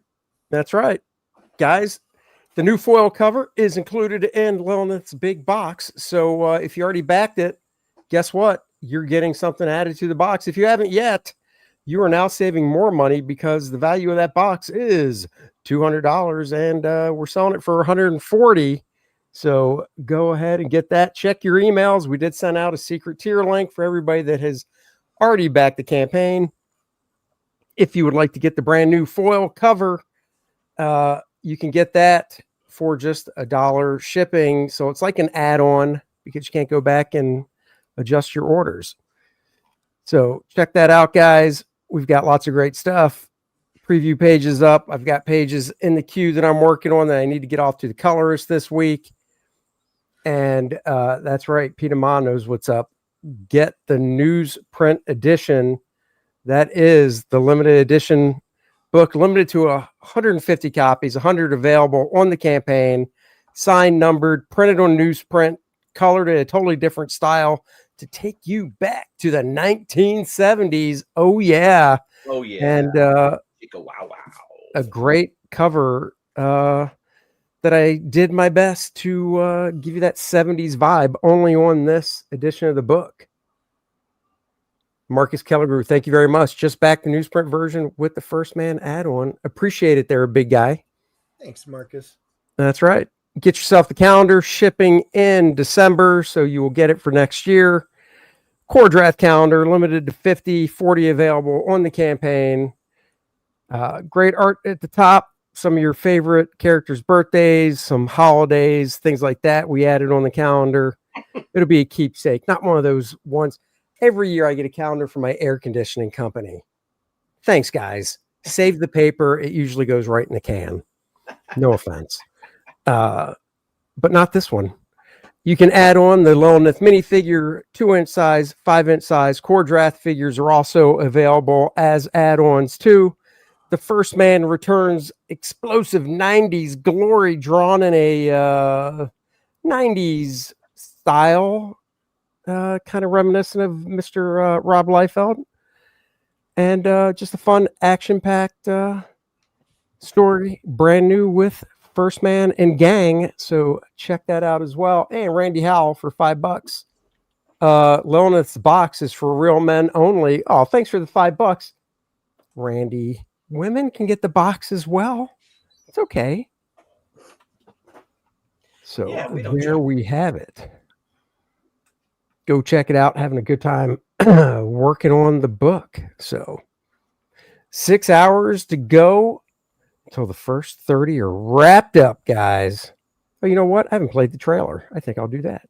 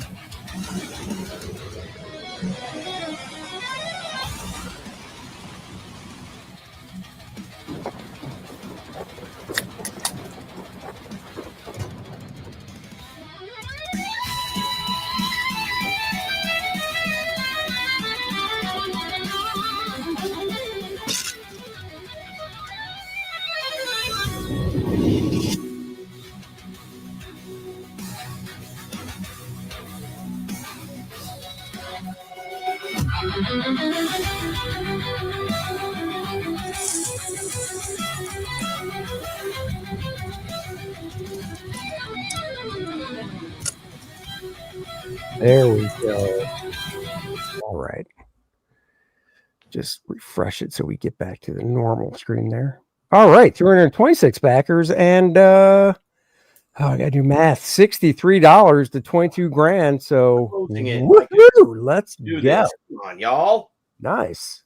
Very nice. Thank you guys. Did you guys see somebody post I saw on Facebook? I'll have to see if I can find it. Tom Brevoort, I guess, made a post about AI and comics and stuff. Mm-hmm. And let me see if I can find it here.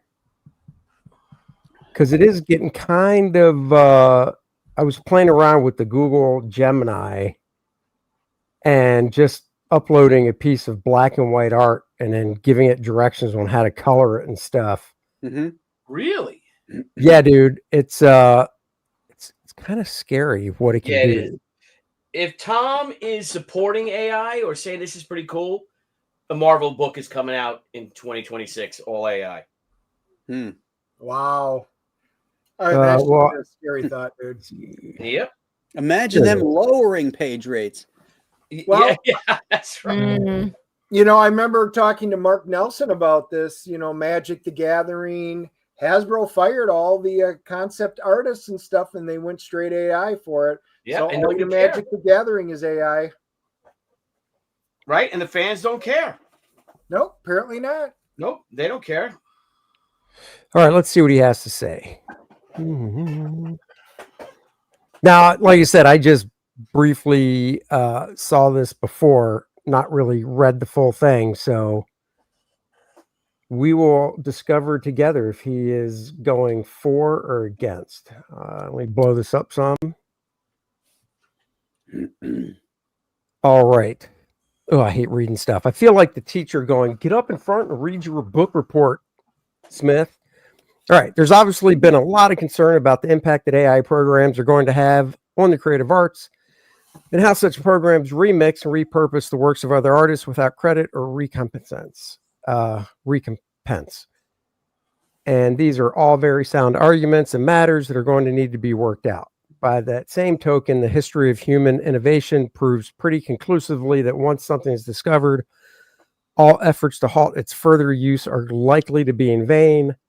Technology changes the world, whether we want it to or not. So if it falls to us to make sure those changes are proper and fair and equitable. Oh, That's what they're doing. Equitable buzzword. yeah. All of which is to say that I wound up messing around with Google's. Oh, he was messing with it. Gemini AI program for a little bit this past week. And with it, I generated a couple things that I'm going to share with you here. Irresponsible? Probably.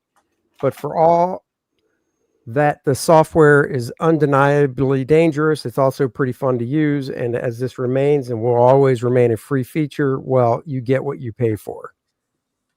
So there's one thing he did. Okay. So I asked Gemini to generate. All right, let me lower this down so we can see the stuff better. All right. I asked Gemini to generate a movie poster graphic for this feature, and this is what it came up with. I have no idea who Rex Fury or Max Midnight are, but both of them have excellent names. And the system wasn't smart enough not to list my first name twice. A relatively basic error. Still, this is kind of a cool image. I mean, I guess. Yeah. It's boring image. Yeah, I mean, I get like art house movie poster type thing from it, you know? Yeah, kind of like modern Marvel. Yeah. Yes. Thank you. Let's see. I also asked it to generate a logo for this feature, and this is what it came up with. And I have to say, this is actually pretty good. I'm not going to use it for anything. I'm just sharing it for fun here, but that isn't bad. Such is the seductive allure of AI. Tom Brevoort, man with a hat. Oh, I'm not really a logo designer. I guess it's one of those things. If he just shared this and said, "Hey, I got a logo for my newsletter," because I guess this is on Substack, and he just started using this as his logo. I don't know. I mean, I wouldn't question whether it was AI or not. I guess I wouldn't either really care. I don't know. Yeah, you It couldn't looks really. like it's a standard, like boring logo. Yeah. Yeah. Yeah, it's Tom Brevoort, man with a hat. You know, And doesn't. that's it, or is there more images?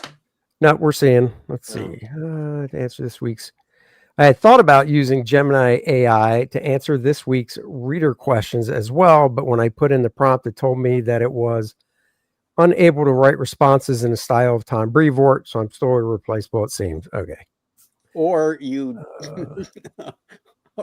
or you don't have enough out there. Yeah, that's it. Yeah, no, they're like, who the hell's Right. Tom Brevoort? Yeah. So I guess the rest is just questions. I think that's my biggest fear. Why that I'll never use AI to draw a she image or to write a script. Because if I say write a script in Billy Tucci style, and he's going to come back and say, "Who the fuck is Billy Tucci?"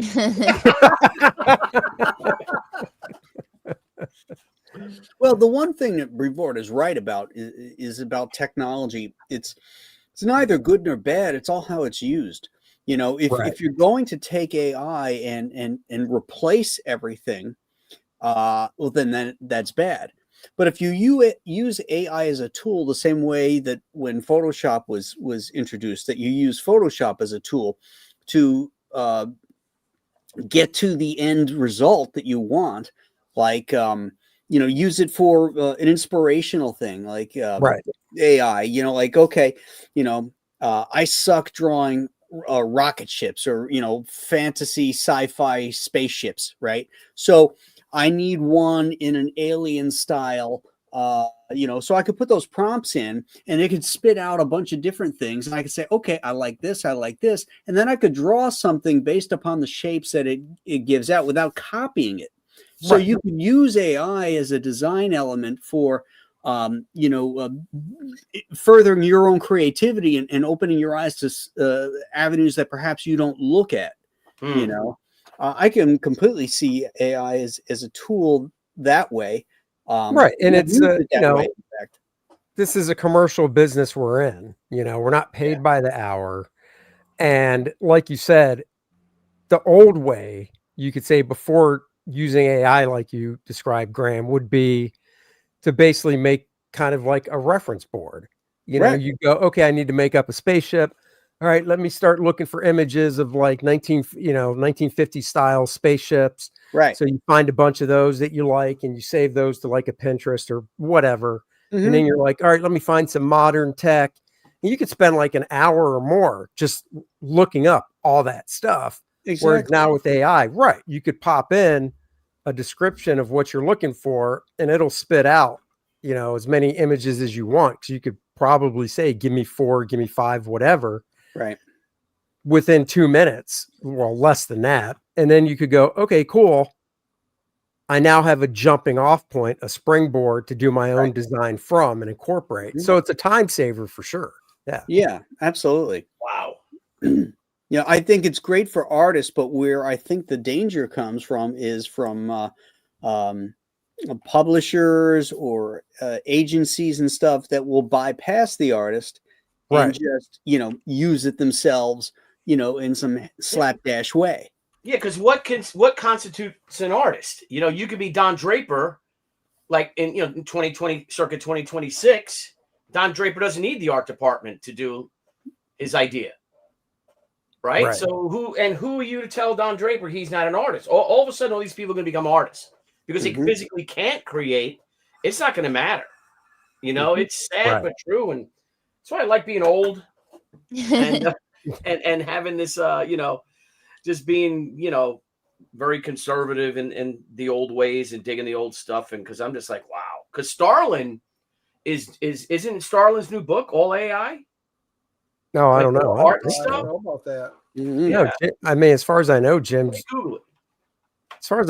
drawing it and everything. Jim's used,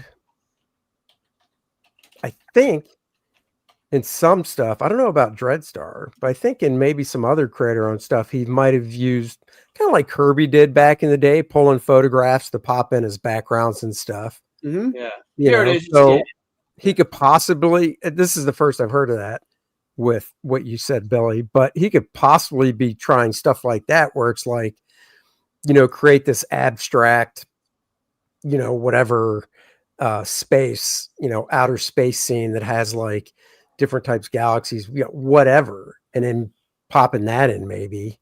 I don't know. Yeah, I can share the article where he has it if you care. If you want. Yeah, sure. Yeah. Let me know if it's popped up, or I can just move the StreamYard thing over. I got it. Yeah, so Thanos creator Jim Starlin plans to use AI in his new creator-owned comics. And he's upfront about using it. And if you see, I don't know what, this is from a year ago almost, right? Huh. It says Starlin created Thanos. He also created comics, both writing comics and drawing them, blah, blah, blah, blah, blah, blah, blah. Due to an injury to his drawing hand and recent return to the drawing board, is something he prizes and something he is continually learning on. And now with the advent of AI in art, Starlin sees a use for AI in the comics he draws, while at the same time giving credit to his new tool, as he calls it, to create his comics.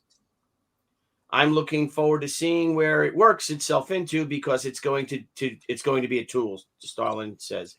Trying to pass off an entire piece as your own, if it's an AI creation, that's completely wrong. But I could see it being used for other things, like Graham, like you said, which is going to be this is the future, Sure. It is sad but true. The majority of these books, Everett Hartsoe is putting out, who created Razor Comics.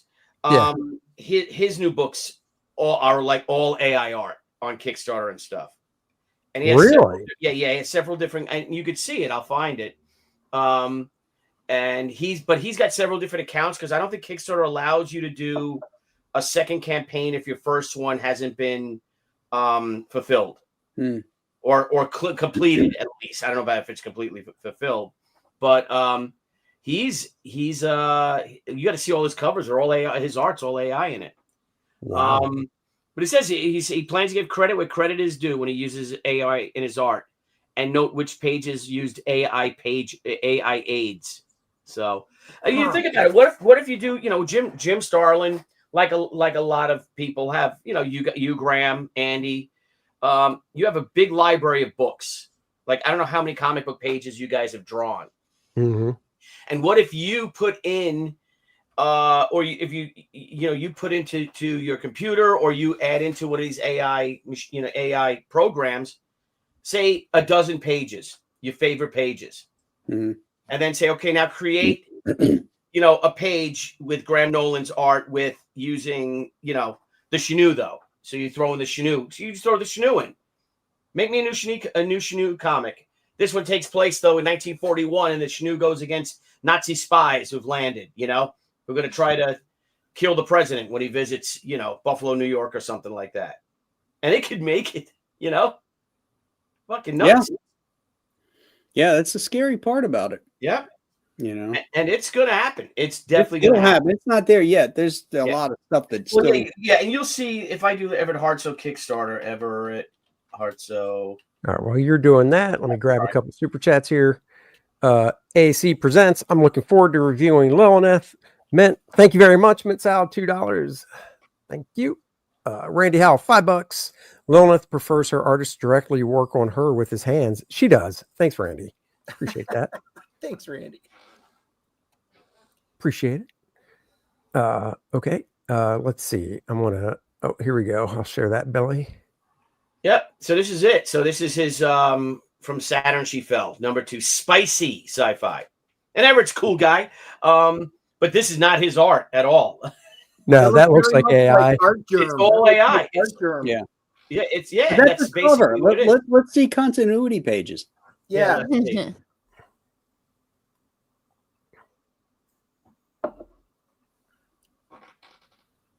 Some of them had the hands. You could see the hands are all fucked up. So he's making nude ones.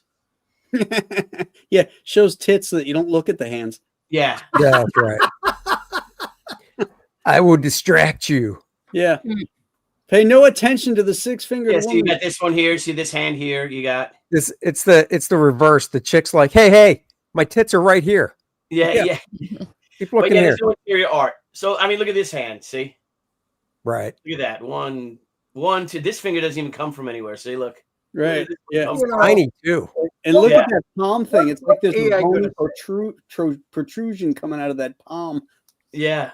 So this is all AI. But it But made the boobs 22 are grand. right. Yeah, look at this. AI arm. has nailed those. Yeah. AI's There's enough argument reference out there of it. That's right. AI's What, there's not argument enough reference for Oh, hands? look at that. Apparently not. Look, Rob Liefeld can't get feet right, so why should AI get hands right? That's Right, the argument. Hey, So they got Margot Robbie and stuff. But it's What all- is this comic even about? He Porn? does there's good. no interiors, I don't think. He's a pretty racy guy, So So there's it's that, this and then- porn? Like that's what this is? It's like a smut comic? Oh I yeah, guess sure. For everyone. Yeah. The thing is, there How much money were is he no raising for that interiors. comic? Oh, so he says, and this is how he refuses to spot. This is how he responds to people who refuse to support his comics for using AI art. And you obviously don't know exactly who I am. A quick Google search will I get you up to snuff. 35-year veteran. I hire artists daily and have sold nearly 7 million comics. So feel free to cry more. So, I don't know. He's like, don't you know who I am? Anyway, but I digress. Go back to the Kickstarter page. I want to see how much money he's raised for that thing. 22 grand. 22 grand. 2136. Where's sorry, Andy, but where's Lilineth right now? Because he's at 21,000. It's a little. It's close. But think about it. All you got to do is you type. Yeah, I That's mean, you right. just got to pay for printing, and if he's got 232 back, or so say maybe 500 books, which might cost $2,000 or so. You do this every month, That's still live? No, I don't think so. I think it. Okay. No, it says it was July 29th, or the last update. Okay. So basically, he just puts these prompts in the computer, does these smutty covers. AI does all the work, and he walks away with 25 bucks. yeah, here's another one. Yep. So now people are complaining about it and stuff, obviously, because people are against it. Yeah. But I don't know, man. That's lazy shit. I'm sorry, you're not an artist. You're a descriptor. You're a describer. You get on there and you're describing stuff. Do you understand color theory? Do you understand composition? To be able to describe something, to move things over. Do you understand what tangents do? There's a million different aspects to art that you have to be able to know. Even if you're doing this kind of crap. Yeah. So this is another one. All covers. Yeah, I mean, how do Like, you look at that? control? That hand's not holding it. See, not holding the. But you said, "Oh, hello, Anna." Sorry, give me, young lady, for sharing that. But you know, there she is. Now she got her top off. So it's like, Yeah, you know, It's all you just made 10 grand on this book. See, cover G naughty. G naughty. Be naughty. What's the that used to be my porn name, by the way. G naughty. Yeah. So naughty? Look at all those covers. G And it naughty was in the house. metal. This one made over 10 grand. But he's not the only one using it. You know, a lot of these on Kickstarter have this. A lot of them. Yeah. Well, that's 10 grand's nothing to, you know. Here's some interior art. So here you go. Art to Yeah, bear. look at how much different that is. That is way different. Wait, is that doesn't look like it's even panel to panel though. It just Let me see who the artist is. Hang on. They're random. I like that you said, let's see who the artist is. Like there's an artist. Well, no, he says he's on a, you know, he's like, hey man, you know, this is what I'm doing. So this is just created by him. So I don't know if those interior pages are AI too. They're I AI. can tell you they're not. All we see is the covers. Yeah, wait, let's see some more. Keep going. Okay. Look at this shit. Yeah, That's horrible. Yeah, there's no panel to panel continuity with that stuff. So that's hello. ridiculous. Look at that. I know Oh her. my god, there's like actual porn. Oh my god. Anyway, there you go. So that's that. Moromi A lot of says the artist's name is Laura.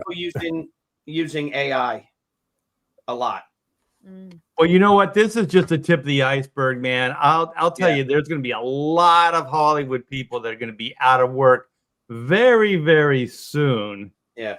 That stuff is amazing, and it generates almost instantly. So, you know, I would love to do an AI she animated film. Fuck there it. you go. Well, these people are doing it, make an anime of it. I'm talking to some people right now, Billy, to do chrono mechanics. The good thing about AI is it's not stopping anyone like us from using it as well. So we could conceivably make cartoon shorts, you know, within, you know, weeks. Right. And compete with Disney and Warner Brothers and whoever else. I think that's pretty fantastic. Wow. Yeah, I mean, if you add your script to it, right? You pop in your script and say, you know, here's my influences. If it's anime Ninja Scroll style, or you throw your art in. That's what I was thinking. Like with Chrono you give him your comic, you give him Chrono Mechanics, and you say make a movie out of this issue. Right. Well, I already have turnarounds because I did develop a Bible for Kids WB, so I have all that stuff. So I could just load that in. I think the biggest problem right now is just consistency. Is keeping things consistent. But I'm sure Disney and Warner Brothers, they have different AI than we're using or that we have access to, so they have the good stuff. Yeah, but you could generate the soundtrack, the score. Think about that, Graham. You could throw in. I mean, look at like who's making the animation for our like Indiegogo videos and stuff. It's really good. Who's making it? You guys use animation in your videos. Hey, Mandy. Thanks, Mandy. Hey, Mandy.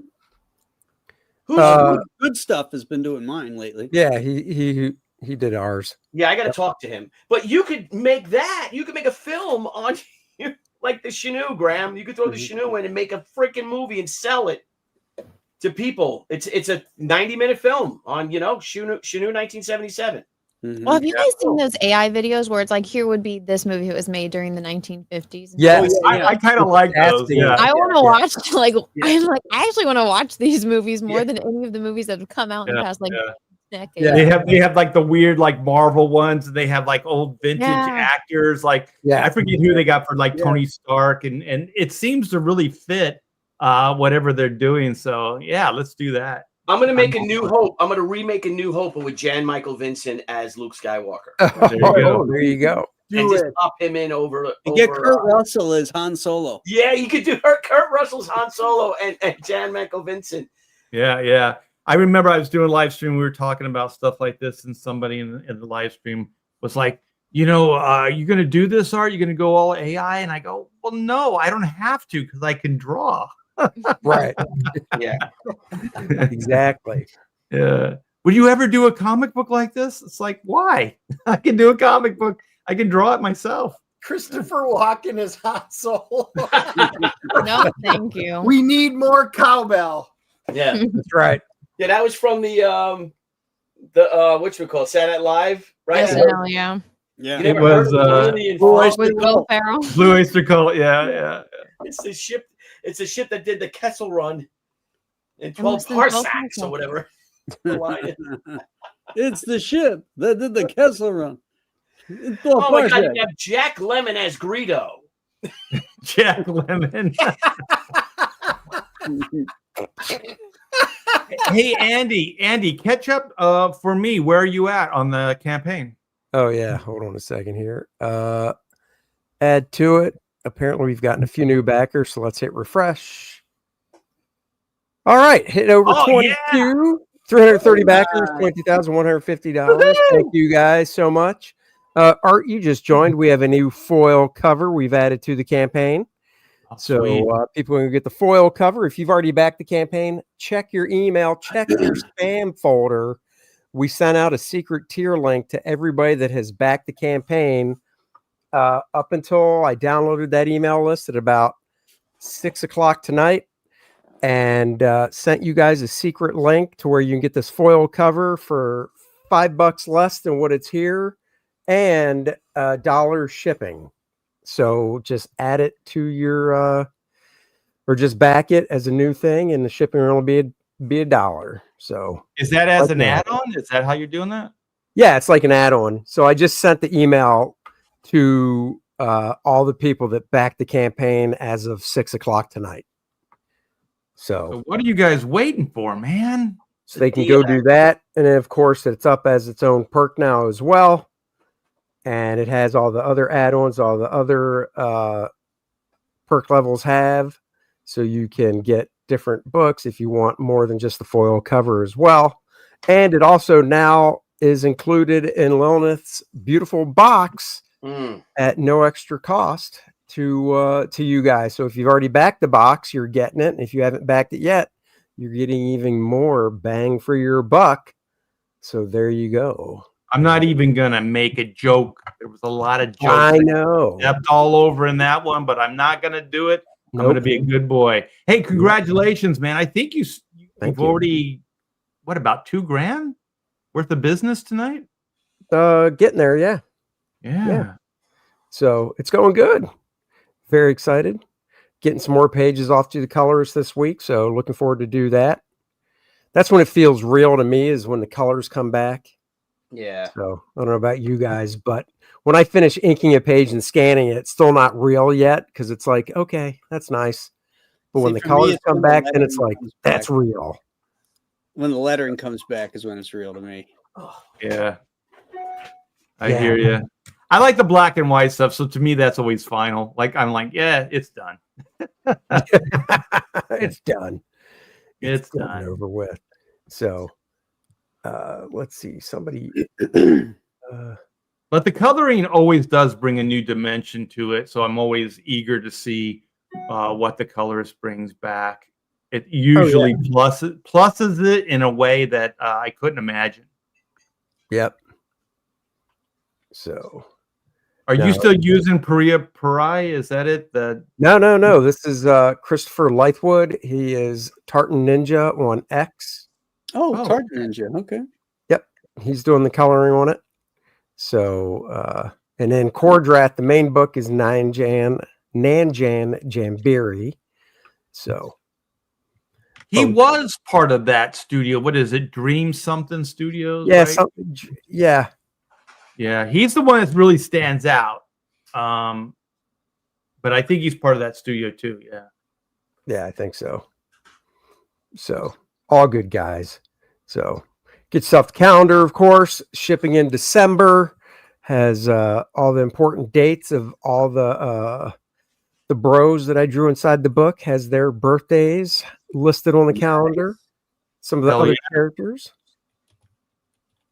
And that will ship in December. So grab that up. We've got the catch-up tier where When you go to checkout, there's a drop down so you can pick what cover you want, A, B, C, D, E, or F from Kor-Drath The Reckoning. And for Kor-Drath The Awakening, we have A, B, and C covers available. So you can choose those on checkout from the drop down tier. Makes it easy. So go check it out, guys. So Art, how's your weekend going so far? Nice. I'm taking a break. I didn't destroy my back. I am demoing this house, man. It feels good to What are you doing?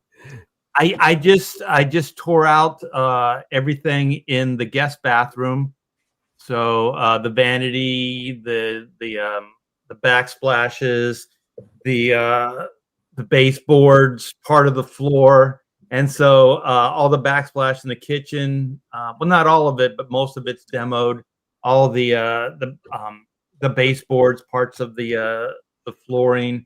So yeah, I'm managing doing this with my back in horrible shape. But what I do is I just kind of have this little mat and I just plant it right, and I have this back brace and I just swing a hammer.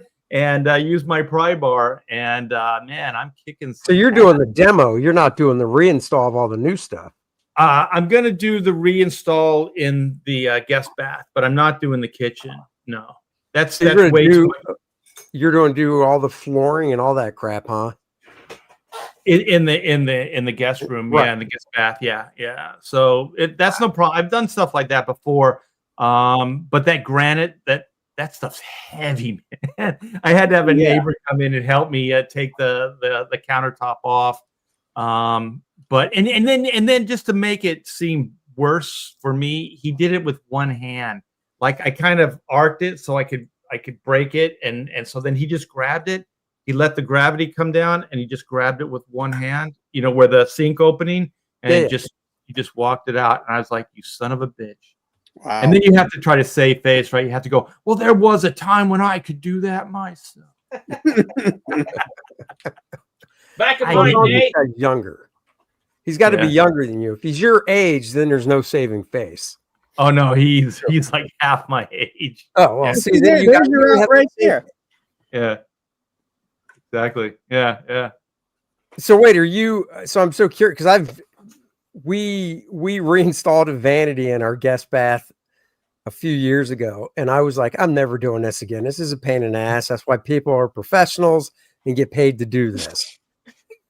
Yep. Yeah. You know what? They have great videos, man. Like anything you need to learn, go there. When we first moved in, I hired all these so-called professionals to do stuff. And they jacked everything up. And I knew instinctively while I was watching them do it, like, that's not right. And then, of course, a few days into it, sprinklers are busting, they're doing their own thing, whatever. And so now, man, I just become an expert in everything, like the pool, everything. I just Google, I watch these videos, and then I go out and do it. And I'll tell you, when I repair it or I fix it, it's done. fine. There you go. My neighbor just redid all of the windows on her house, and they installed the wrong windows. See? Oh, So they have to come back out and fix it because she paid for like the double pane and then some easy opening because she's 70. And it was like the more complicated opening and it's single pane. So she's pissed. Wow. That's exactly what happens, man. We had this handrail put in, it's all custom.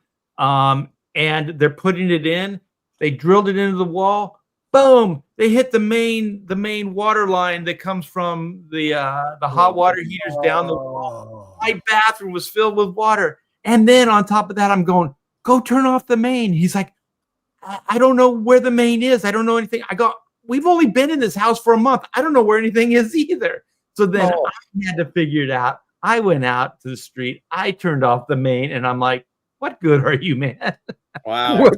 What good are you?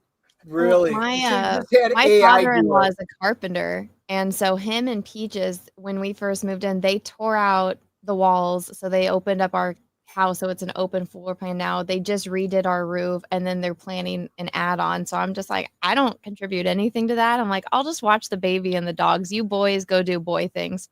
And I've never been more happy that I'm a girl because I'm like, I would never want to do any of this stuff that these boys are doing. I enjoy hitting things, but like the demo part's fun because you can the demo you don't have to worry about it. Yeah. The dust and the cleaning from the demo is not fun. That's true. Yeah. I don't think my wife likes me using her vacuum. I got a shop vac that I don't use. I use her vacuum. Do you really? You don't use your shop vac? What are you? No. I'm lazy. There's nothing lazy. You never use it. You don't want to get it dirt dusty.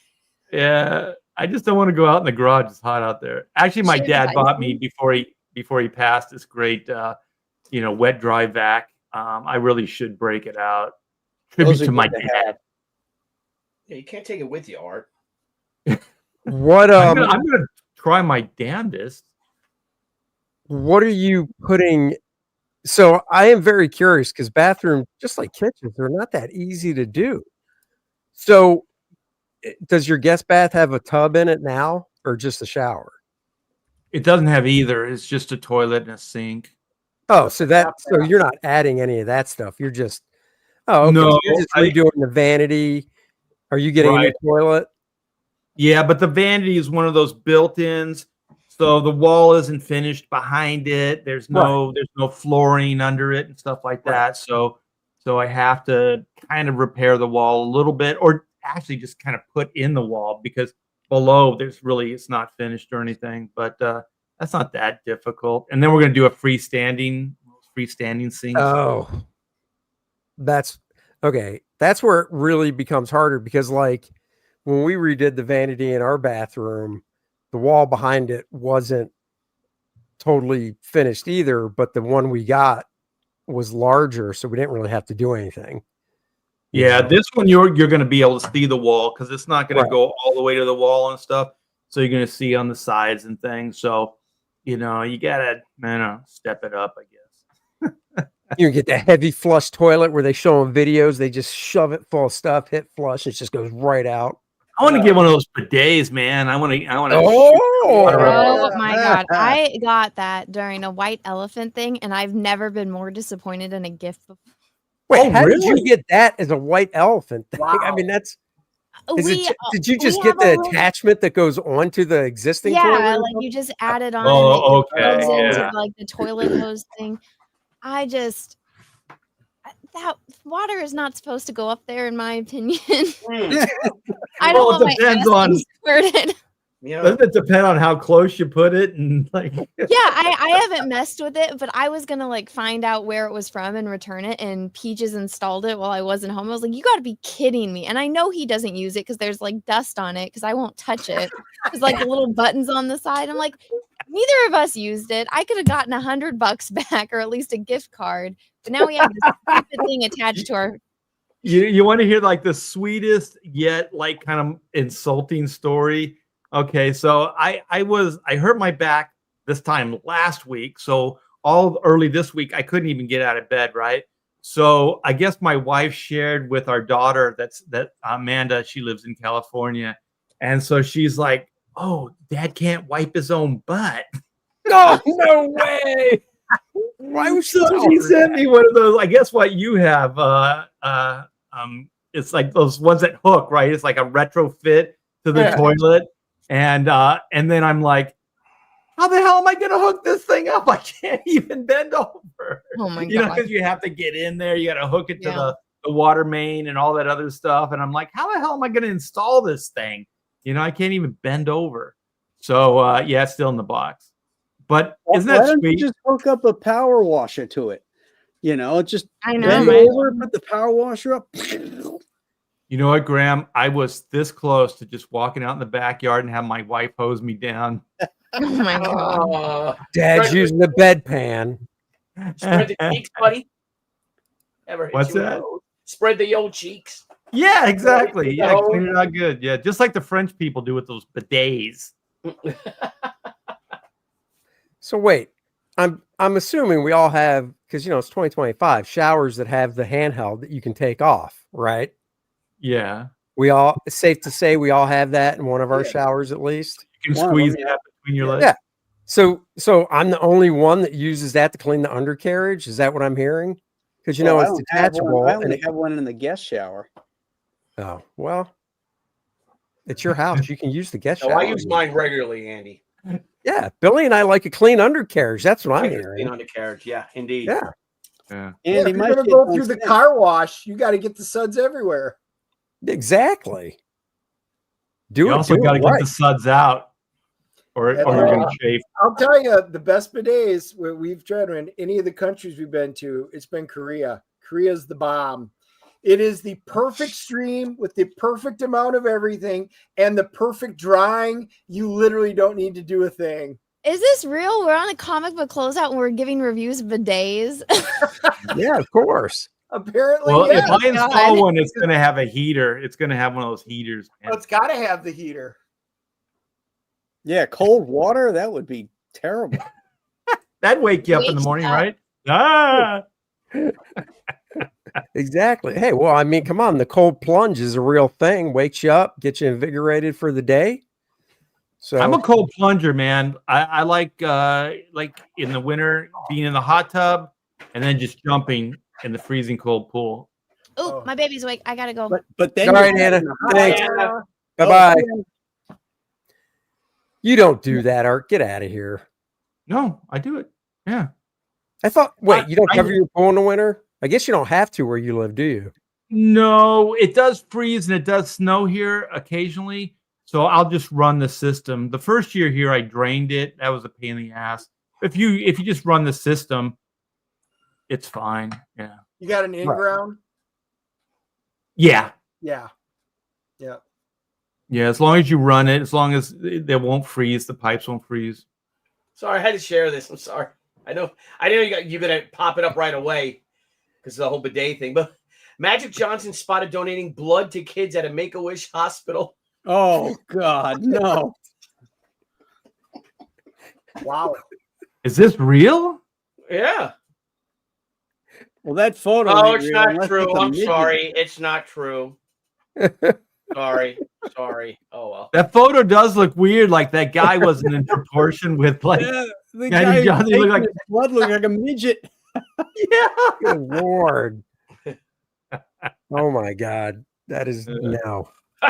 Just no. Wait, is Magic Johnson the one that had AIDS? Who's the Yes. Yeah. Yes. Not had. I mean, I don't think it's Well, gone away. Has, Yeah. Yeah, it's not past tense.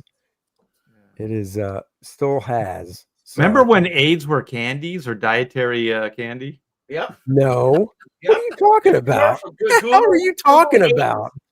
They were little chocolate bars, and they were yeah. You snap off the chunky Hershey bar. You snap off a chocolate piece, and all right. How was it spelled? I got to Google it. I think it was AYDS. Yeah, it had an S on the end, so it was AIDS. Yes, I remember him. Did you ever have to use them, Dennis? No. No. Oh, spell. Okay. Did you guys say AY? Because it was AY. AYDS. Okay. Yeah. Here it is. I just remember it's like got a person running or something as part of the logo. It does. Yeah. Running, there's shit flying out of his butt. Oh, too soon. What's that George Carlin joke? It's like things you never see. He goes, you never see a man running full speed with shit coming out of his ass. Yes, that's it. It works. Well, here it is. It works. Effective, safe. Appetite suppressant candy. AIDS. Oh, I think it's a diuretic, though. I think it makes you shit. So that must be the. Well, no, that's totally different because the suppressant doesn't do that. Right, but but it's the after effects. It was like that. Oh, okay. What was it? Olescent or O'Leary, what the potato chips started, that fat that they came out with, and it gave. Oh, that's right. Oh, right. Olestra? Olestra, that's it. Yeah. Yeah, when rid of the runs. I never. Yeah. I like that. Like, I think the whole dietary thing is kind of fad's gone. but I think psychologically the reason it worked is because people thought that they could eat twice the amount. You know what I mean? Because it was diet. Right. That was part of it. Yeah. Well, the biggest thing wasn't the biggest thing for a while, probably at the early 2000s, late 90s was it Dexatrim? Wasn't that what it was called? You guys remember that? I remember Dexatrim. Yeah. That was I don't know. Never had to worry about it. I'm a svelte young man, so never had to go there. Never had to go there. I have a pretty good metabolism, so yeah. Look at you. I mean, you're up there in your years. You look fit from what we can tell. Is that a crutch, by the way, behind you? No. Yes. I guess it's better than a walker with tennis balls on the feet behind you. Are you seriously using that? Is that how you got over to the computer? That's how fucked up you are, Art? Holy How are you doing? Art, you cheap bastard. Hire somebody to do that work. Exactly. And Pay rest your someone. back up. Jesus. Dude, I'm one of those weirdos. I actually enjoy it. Yeah, because people, that's a lot of work. It's like, I actually like it. Toilets are not light. Okay. That's where the neighbor came in. Yeah. Yeah, but you got to put the new one in still. So yeah, I'll hire some people to do something. Some people. Wow. He'll hit the local Home Depot and go, you two, back of the truck. In the truck. Get in the back. Yeah. Get in the back with the toilet and don't let it fall out while we're driving to my house. I have trust issues. I ain't hiring none of those guys. I have trust issues. God knows what they're going to do. Hey, a neighbor, okay, you guys are going to love the story. Okay, we have these oak trees, just 50 foot. These things are ancient around here. And this one decided that it was going to start dying. And it's kind of more on my neighbor's property. But like these branches are huge and they're breaking off, landing on their house, their roof and everything like that. So this guy hires this crew to come out and take out this oak tree, right? So I'm out there with them. We're watching these guys, working their ass off and stuff like that. And what they do is, you get the guy, climb up. Oh, yeah. He's got the chainsaw. Yep, and then they got like this pulley system where they have like, it's probably about 300 pounds worth of trunk. And they attach it to this rope and they have a pulley that's on another branch. And so they cut it, they push it. And then there's a guy on the bottom and he kind of catches it. And then just kind of lets the pulley and gradually brings down the big piece of trunk. Okay, so there's this guy, he's making me nervous, this young kid, and he's just walking all over the place. He can't just stay put. You're bringing a tree down, right? Yeah. Stay put. And so just as my neighbor's like, these guys are really good. Well, we've used them before. He's bragging about it, right? And I'm like, oh, shit. Just as that guy toppled, it's about 300 pounds. It's coming straight down. That guy walks right under this thing, right? Oh, no. Right under.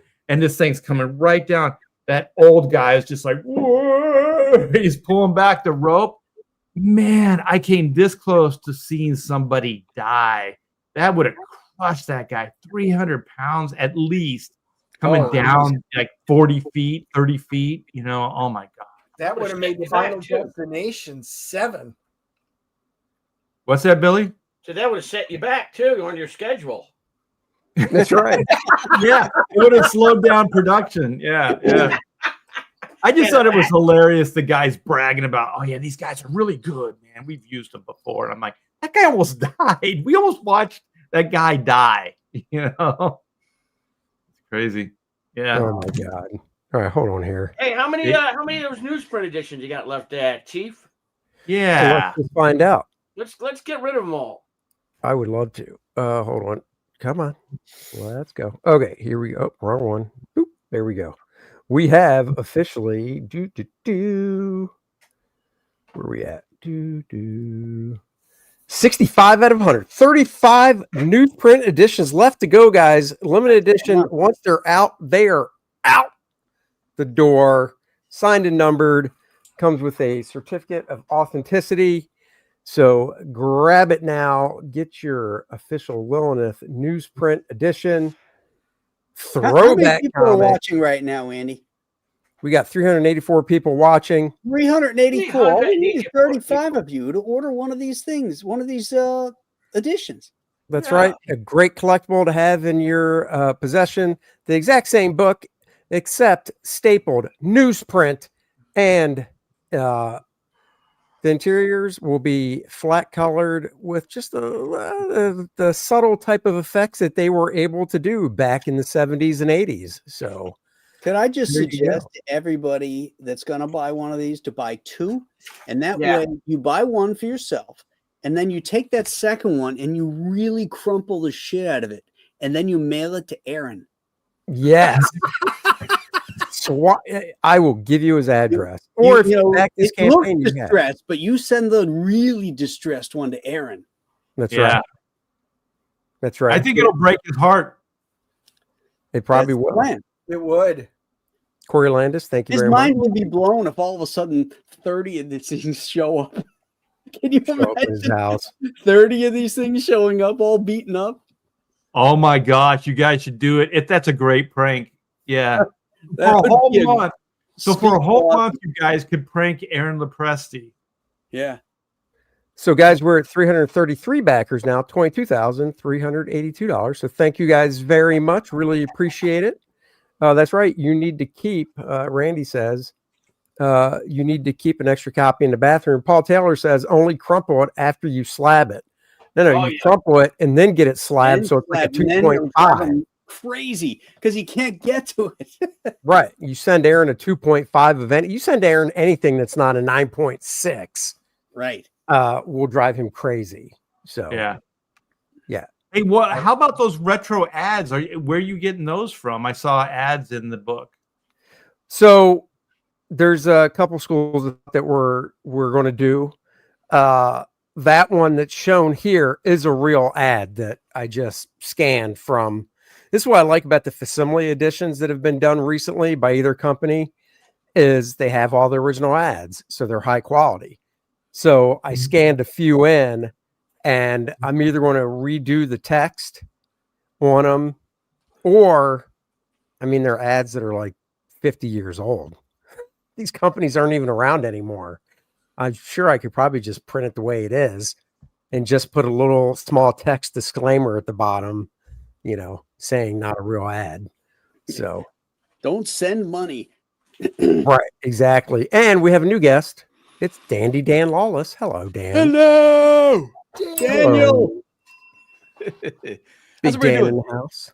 How's your weekend going so far, Dan? We like to start everybody that comes into the show asking that. Are you renovating a bathroom by any chance? No. With a bad back. No. With a bad back. But I thought about it. Every once in a while I think about it. Yeah. Well, if you need any advice, ask Graham. He knows everything about it. That's So right. No trouble with your turlet there, Dan. Like Arts. Well, I wouldn't say that. I wouldn't say that. No, You need to retrofit a bidet. Yeah, I was just gonna say, Dan, do you have a bidet? No, I don't. But you guys gave me an idea I didn't think of it. But the shower thing, the. For the record, that's Andy's. That's Andy's. Hey, man, you got to clean that undercarriage. I'm just saying. It sounds pretty gross, but not at all. I mean, it's not like I'm exploding all over the toilet and I'm like, time to get in there and clean undercarriage. I just don't want to use the shower afterwards. I like that Dan says it sounds pretty gross. You know what's gross is if you don't do it. Right. Well, that's a given. Yeah. Right. Exactly. Hey guys, I'm gonna jet. All right. All right, dude. I'm sorry. I got to hunt in the morning, so I'm hunting tomorrow. Oh, good luck. Boy. Nice. Are you hunting wabbits? No, deer. So. Oh, deer time. Yeah. Bigger targets. Are you going Rambo style just with a knife? No, I'm going with the shotgun at the air base, and then we have our archery season. Early archery season starts in a few weeks for like antlerless deer. So I got to get some meat for this doggy right here, my little Asha. Oh boy! So what time do you get up to go out? Sunrise I think is at 6:37. So if maybe 5, get up at 5 so I can head out there. But here's my little puppy. See, that's my little puppy. Come here, puppy. So 12 gauge? There she is. Yeah, yep. There's my 100-pound hairball that just shedding machine.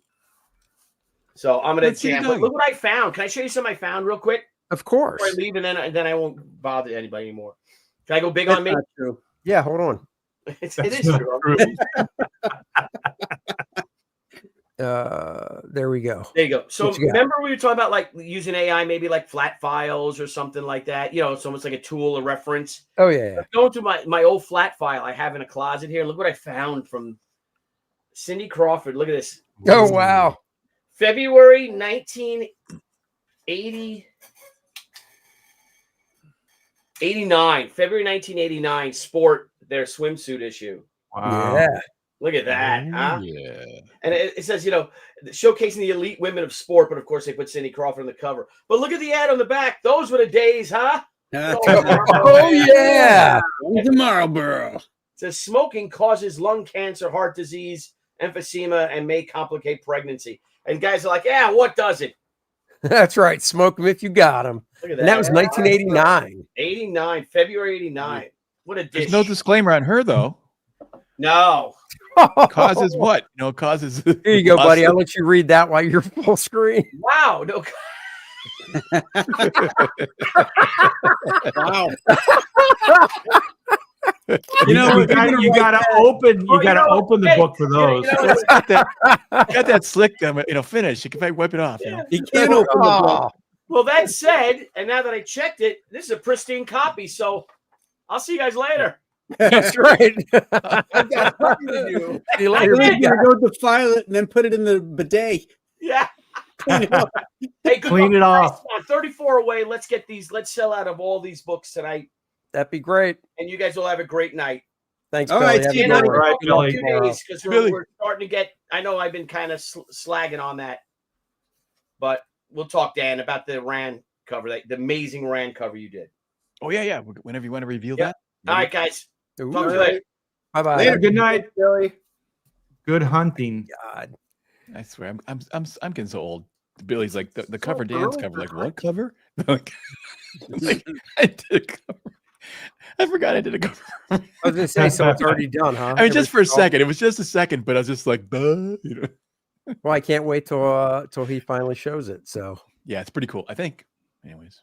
but well, he likes it. So actually, because this isn't a spoiler, everybody knows you did a cover. So how long ago did you actually finish this cover? I mean, is it recent or? A couple 3 weeks ago, maybe, or something. I don't know. Oh, okay. So not too long ago. That's cool. Yeah. Nice. I Very had cool. plenty of time, yeah. So it was, Yeah. no problem. That's cool. Very nice. Very nice. I actually like it though when I do a cover and I have a lot of time because you know it is. It's like you do something and you just let it sit, and if you can come back to it like a week later, you get a fresh eyes on it. And I did change some things. Oh, that hair, I needed more hair, and just like a few things like that. You just kind of tweak it just a little bit better. It's nice if you got that time. It's cool, Whereas, Yeah. Sometimes the things that were bothering you don't bother you, and the things that you were okay with, you're like, I got to change that. yeah, that happened too. Yeah. I hate it like starting a new book like this, just any book. I have a stack of pages I still have to scan in because when I first start off on a book, I'm always hesitant to scan them right out. Like once I get rolling on a book, it's literally the page is done. I scan it, save it. And, once I get the batch that I need to send off to the colorist, I will. But when I first start one, I always wait until I have like 6 or 7 before I do any scanning. I don't know why. It's like there's just that hesitation, like I might see something. So I'll wait. I'll hold off when scanning it just in case I see something. And 9 times out of 10, like the ones that I haven't scanned, they're just sitting there. I haven't done anything more to them. Do you ever fix anything in Photoshop in the computer? Like, yeah, every now and then I will. I try to catch anything because I scan the pencils in. If there's any size stuff like, oh, that head's maybe a little too big or something, because I'm so OCD about the originals, I'll reduce it down in Photoshop, print it out, trace it off while it's in the pencil stage so it doesn't get to the ink stage. But I'll do some whiteout type stuff in Photoshop that might be easier than with an actual, white brush pen and stuff. You know, I've done some weird things with the drawing where I'm drawn, on the flat surface or something, and it's not quite angled enough. So I'm looking at it sort of on an angle. And I'll draw the head correctly, but when I sort of straighten up the page, I see that it's drawn a little bit off. And so I bring it into Photoshop, I grab that, and I just pull it down like it corrects the vision. I drew it correctly to my vision, but because it was on a little bit of a slant, it's such a strange thing. Well, there's a little bit of a perspective, right? Yes. Like, if you ever taken a photograph of your own work, and then you're like, I didn't draw it like that, and then you realize the camera's kind of and the it's a little bit angled. slanted. Yeah. I'll correct little things like that. Yeah. Oh, totally. I just like having their, it's funny because stuff like that I like having right on the original, but then I'm kind of like Joe Kubert in a way where if I have to cut a panel out and paste a new panel in below with tape on the back and stuff, I love doing that because I think it makes the original look so much cooler. Whereas honestly, in this day and age, I can just draw the new panel on a separate sheet of paper, scan it, just place it in Photoshop, but then the original isn't correct. So yeah, see, I would just scan the original and then draw the new panel digitally and put it onto the digitized file. Right. Yeah, I'm old school enough that it was never about the original to begin with. It was always just production. It was a means to an end. Right. So nobody was that precious about the boards anyway, Yeah. So in the old days, you'd see all kinds of like, what is that paper that they would just paste down and then they could draw right over that paper?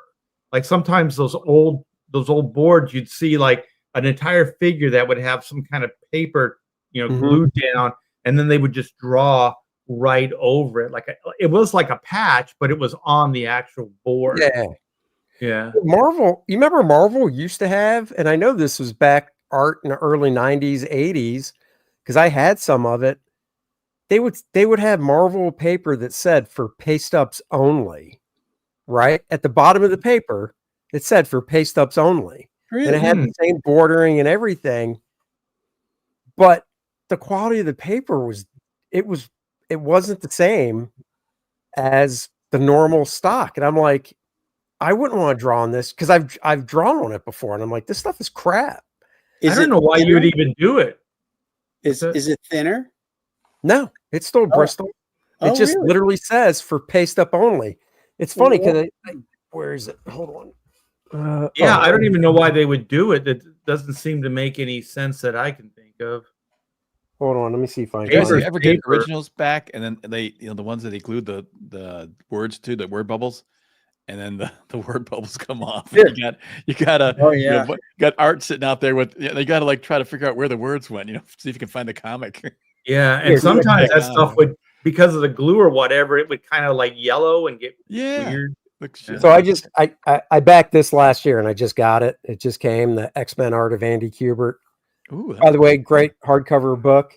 Wow. And that's cool that they put his name in the kind of like the X-Men. like an X-Men logo. Yeah. That's pretty cool, man. It's all just X-Men stuff. I mean, it's basically an artist edition, just it's not 11 by 17, but all the art in here is scanned from originals. Oh, but nice. if you can see at the bottom right there, used for only. And he did, he was drawing whole pages on it, but I just found the quality of it not as good when I was drawing on it. It was the same thickness. Yeah. Same 2-ply thickness and everything.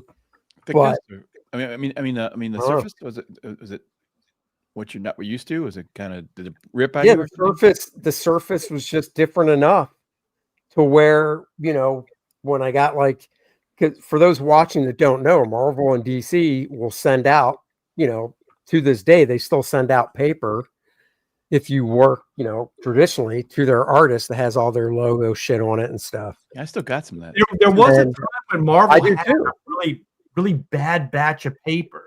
So I wonder if that was their way of just trying to use up that paper. Said it was production paper. But do you guys remember hot press and cold press? Yeah. Boards? Oh yeah. Yeah. Yeah. What did you guys wanted like? a tooth or you wanted a plate finish, pretty much. Right. Which did you like, Graham? I use smooth. I liked the tooth when the paper was really good, but then when it wasn't, then it would bleed. And I found out that, and if I was using any kind of like Japanese pen or anything, the smooth was a lot better for that kind of stuff. But back in the old days, that Bristol was so good. It would really hold like a quill pen really nice, and the ink was so much better too. Now it's got that enamel in it, and it turns into glue. Yeah, so even like the toothy paper, because I think I was using some of that on the Adventures of Superman when I was doing finishes over Jurgens, and the thing about the old DC board is that stuff was really durable. Like I used to just for myself, I would do like watercolor and just playing around with stuff outside of my comic book work, and you could almost do full on like paintings on that board. Like that board would hold up. And then people just stopped using the texture paper. Is that the hard or the cold? The hot or the cold? What's I can never remember. I think cold press is the plate. Yeah. Is the smooth? Yeah. And then everything just kind of went over to that. But when I was working with Bagley liked the toothy paper, so I don't know where the hell he was getting it from Marvel. Hey, Hey, Gary. Hey, guys. Hey. I heard that some cool artists were hanging out, and Dennis. Where are they? Right. Damn. Where are they, Gary? Yeah, we should go over there. Yeah, find out where they're at. Oh, left. That's why. It's. Well, I think funny Gary's because, trying to give us all seizures with that. I know. So say, comic. I haven't seen that sign in the nighttime. It's like, wow. Yeah, I'm having problems with it. I didn't know it would be doing this. I'll just turn it off. Well, I'm having problems with it. Yeah, Art's about to swallow. Trying to help me, man, Gary. You're going to put Art on crutches.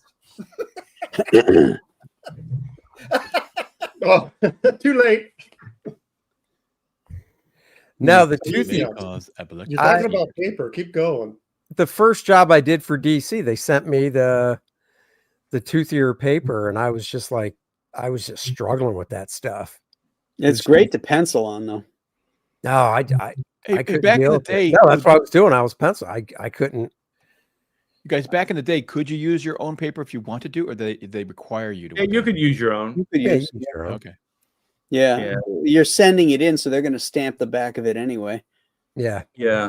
But the thing is, Dan, they pay you so little. You're gonna anything you can get. You know? Right. Even if they can supply the paper. I think in the early days when I started, they would actually reimburse for your tools too. Oh wow! They did. You could send in, like a voucher, and they would reimburse you for your tools.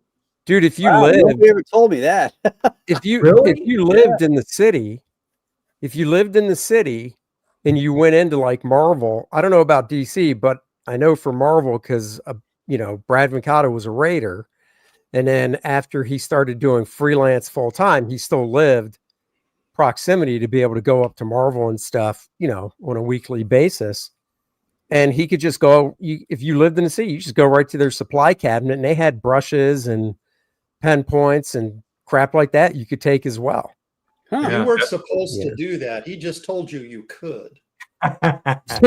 Well, it worked for them. What are you He doing? was trying to get you in trouble. Yeah. No, I never did. I never lived that close. Well, you guys remember this, like unlettered, unbordered?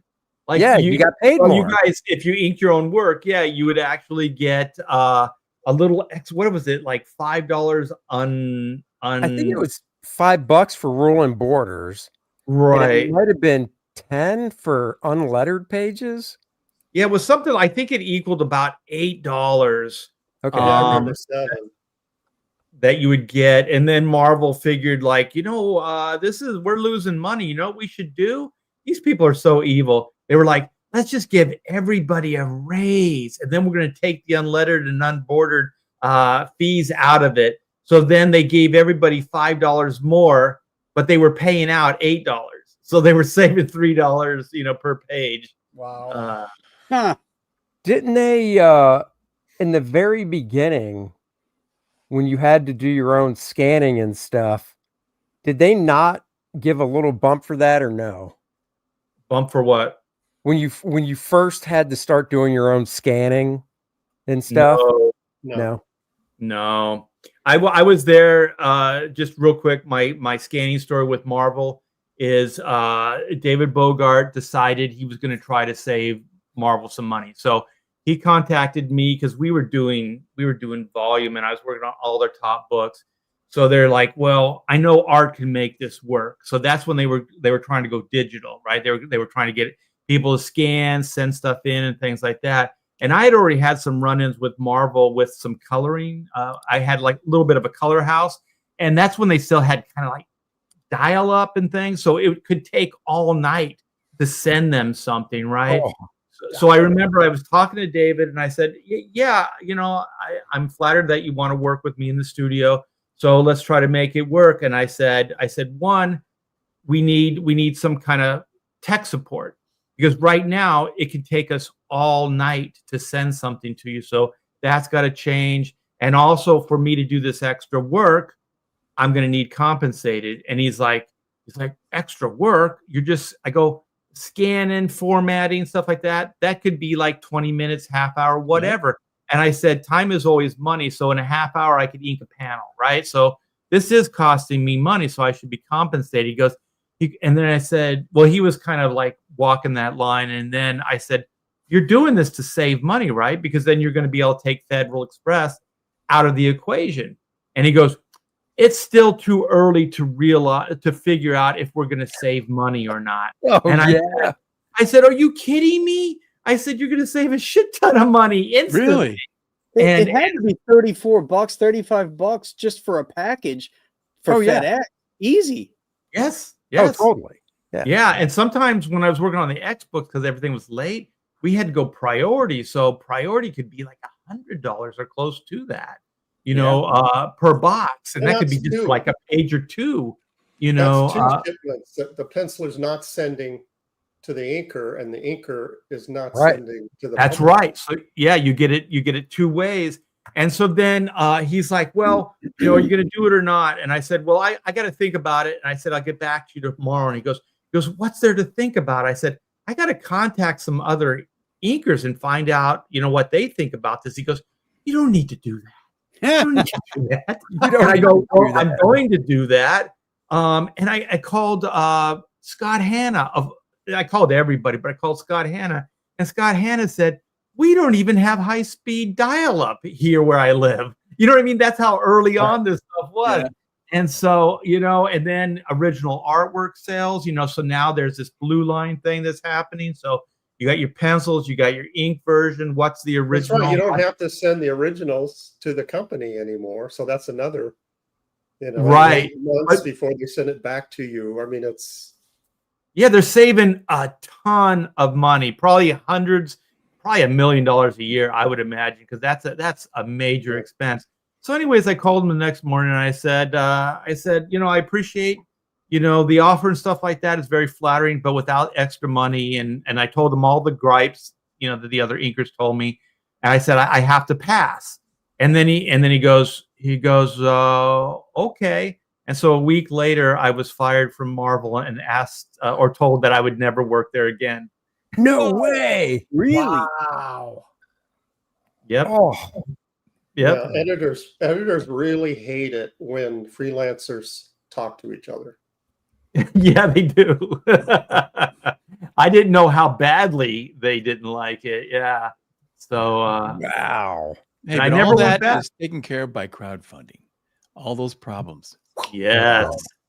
Yes. And look at Andy. And he is up, man. You can't be fired because you gave the act director a dirty look, Yeah. Well, Dennis gives me a dirty look, but I keep him around just because, Yeah. But real quick to that point, Dan, when COVID hit and they were doing the pencils down and stuff like that, guess what? CG was still running strong. We were still crowdfunding. We were still, putting books out. It didn't stop us. So it is true freedom and independence. So I dig where we're at right now. Hey, by the way, Chris Fink asked the question, is there any petty cash that's hanging around at the offices. Is there any petty cat? No. Yeah, the probably petty not. cash drawer, like or something. Oh, or you could just walk up and like, yeah, I need a need little one. money. I need a little money for petty cash for expenses. That would be awesome. Yeah, I think Marvel was not. the editors Marvel was had not that. they had credit cards, right? They had like Yeah. expense Oh yeah. Yeah, Marvel was not that organized. accounts. That's true. No. Marvel was always more laid back, whereas DC didn't have the big bullpen. It was just walking the halls, the narrow halls, and I don't know. It just felt more stuffy walking Oh around. yeah, DC. the first time I went to Marvel in DC was on the same day.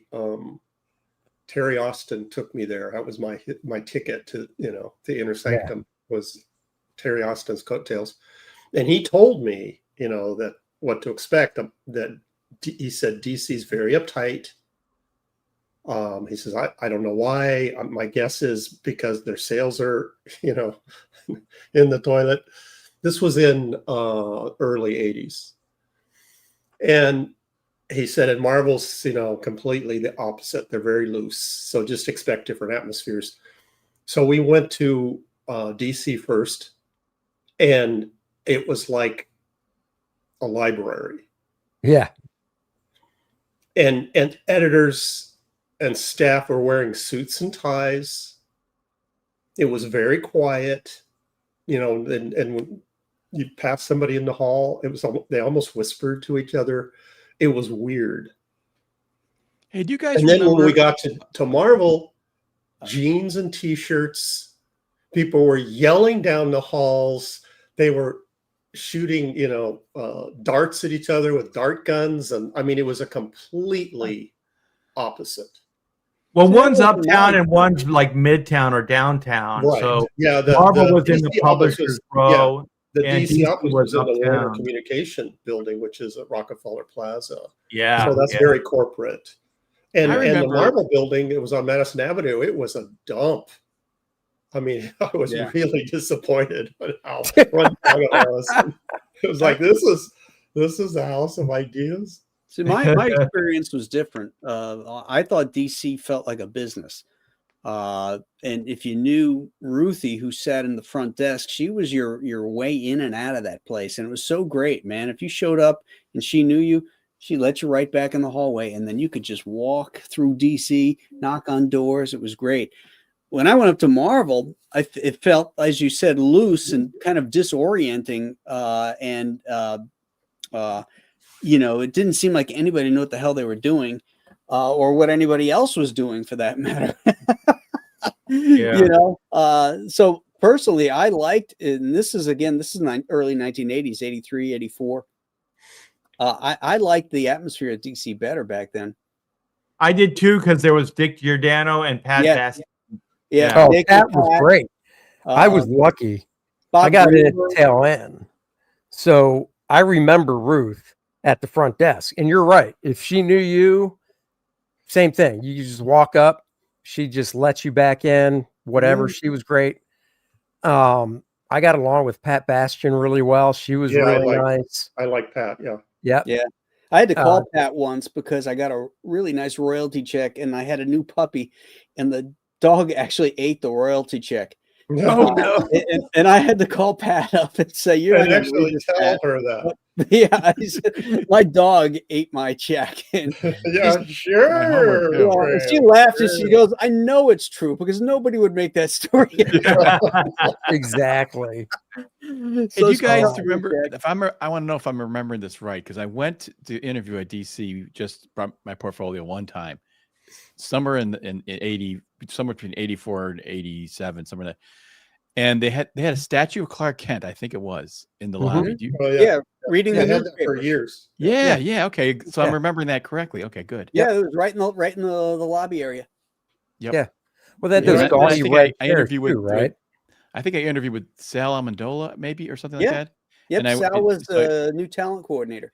So he went through. I showed him my portfolio, and for some reason in school we had picked something you got to pick a political thing to sort of advocate, and I had this guy was on top of the rooftop with a criminal with bag of money, and it said taxation is legalized theft.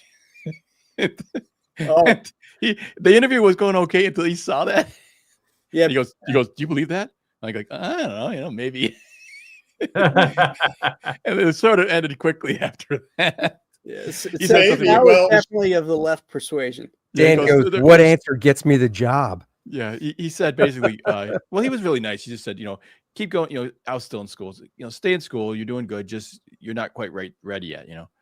But so yeah, I actually bought a ticket. I flew actually with I knew someone I knew. So I stayed with them, and I walked into without any appointment. I walked into Marvel and DC that one day, and I think at Marvel I interviewed possibly with gosh, I'm thinking Eric Larson maybe. And he ripped my stuff to shit. I mean, he just tore it apart. But he gave me an interview of the offices. I saw Jim Shooter in there and stuff. It was pretty exciting. What year was that, Dan? Probably, I'm thinking 85 or something like that. 86, maybe. God, you are old. Yeah. Well, my first job was 87. I got my first job in 1987. You were showing samples, Dan. Yeah, I know you guys. You're not that much older than me. I'm in the 60 club, by the way. All right. Congratulations. Yeah. You've outlived a lot of celebrities. Yeah. Nice. Hey, you know that Beatles song, When I'm 64? Guess what? This October. That's right. Oh boy. Nice. Will you remember when you're a kid?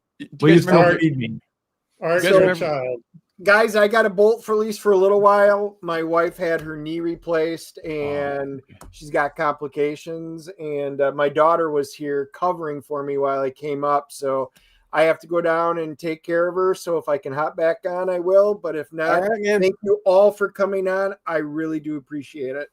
All right, big guy. We'll talk to you later. Feeling better. Take it easy. Yep. Take care, guys. See you later. Hey, do you guys remember when you were a kid? I remember a clear memory of this when I'm listening to the Beach Boys song and it goes, when I grew up to be a man, and he's naming these numbers, he's going 18, 19, won't last forever. And you think, wow, it's so far away. It's so far. Now I think they ended it at like 30 or something. It's like, that's just a kid. Shit. Yeah, well, back to that Beatles song, When I'm 64, it sounds like a very old man. Now, they were singing that song when they were in their 20s. Now, Sir Paul is what, 83? I know. Yeah. Ringo is 84, something like that. It's crazy. Yep. And speaking of Art's birthday, if everybody wants to know when Art's birthday is, and other people that we showed in Kor-Drath, you should get the Kor-Drath calendar because their birthdays are marked with the art that I did in the book. So there you go. In fact, Graham, you did mention March. I will blow up on this as best as I can. It just so happens March is one of the months. March 12th, you say? That's it. There you are, right there. What's that image? Is like those old Marvel. That's from the book. It's from Great Graham Nolan, right there. We're in Kor-Drath, and Dennis's wife Susie, she's down here because she was in The Reckoning.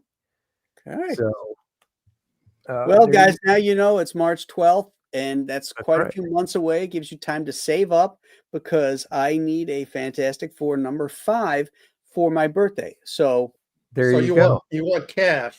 Is that what you're saying? Gary, you guys can start. You guys can start backing for my birthday because I need one of those newsprint Lilineth versions. That's right. Mine's ordered. Gary, what were you going to say about the calendar? Because I think it might be what I was going to say. The little squares. Do they remind you of those Advent calendars where you kind of as a kid, you kind of open up the door, the little door, the little door, yeah. I thought that's what you're going to say. No, we didn't go that route. That would be a little more expensive to do. I just popped in the photos or not photos, but art from the book. And then I also did ghost images of all the main color images and black and white as a ghost image behind the calendar grid itself. So I remember the old Marvel calendars that had those same things. So that's why we did it. Yeah. Yeah. And I think I was like, I don't know, maybe 19. And I was looking at one and it had Paul Glacey's photo and his birthday, and Paul and I are. It's like, hey, we're the same age. I'm 19 and still playing with GI Joes, and he's working for Marvel. Wait, are you serious? You and Paul Glacier the same age? Yeah, just by a couple of months. Really? I didn't know that. That's wow. Well, just so everybody knows, Paul Galassi is 108. Yeah. Yeah. So, I mean, he's up there. Well, so I'm only 107. That's right. That's right. So there you go. So yeah, guys. Hey, Andy, I got a busy day tomorrow. We're gonna get up early, start looking for drawer pulls, the knobs and stuff. That's exciting. Yeah, so my wife's having a ball doing all this stuff, so I'm glad I could make her happy. So yeah, we're gonna get up early, but I'm glad I could pop by. Glad I could hang out with you guys. And you guys back, Lilineth. We're closing this bad boy out. What are we? 4 hours away from the closeout? 5. Are you sure? Hold on. Mine says 4 hours. Well, hold on. I haven't refreshed. It's 3 a.m. 4. It's 4. Yeah, it's 4. All right. Well, the time is a ticking, you guys. So back tonight and make Andrew's dreams come true. And maybe Dennis's a little bit, but Just let's a face it, it's all Andy. He's Dennis not isn't really contributing much. He's not here. Dennis, who? Yeah, exactly. Dennis, who? But anyways, it's always fun hanging out with you guys. Take man. care and keep backing. Yep. See you, Art. Good seeing you, Art. Yep. What a nice guy. Yeah. He's a pal. For Yeah, guys, seriously, go check it out. Lilineth, Infernal Conflict, Dark Fantasy Epic. I'll do my best movie trailer guy voice for this paragraph. Get ready for the next chapter in the Shattered Reach. Actually, you know what? That's the boring part. I'll do the story one. That's better. Venture in to the 123rd layer of the abyss. Clemenceria. Lilineth returns home to report back to her queen with new information.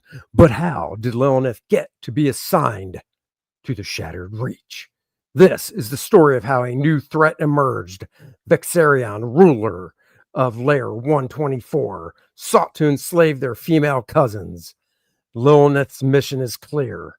Infiltrate, assassinate, and destroy the heart of Vexarion's power before he consumes all. With talons sharper than steel and a heart burning with ambition, she faces familiar demons, relentless incubi, and the mighty blade of dread. I hate Dennis and his names. Is he the one who comes up with these unpronounceable names? In a war where every strike could be her last. Yes, he is. I was gonna say, who wrote this? I mean, now, granted, Bob doesn't sound as cool. I get it. He struck down Bob. I understand. But Larry. Yeah, but you there's know, certain and I am on a content- second grade reading level, so that's probably part of it as well. That's why I draw for a living. I'm the only guy that has his script actually in audio form.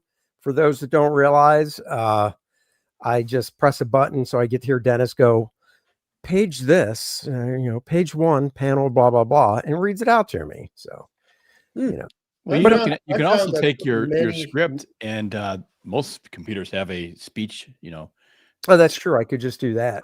Yeah, His sure. voice does get grating after a while, as you all know. You could do some sexy girl voice, Hello.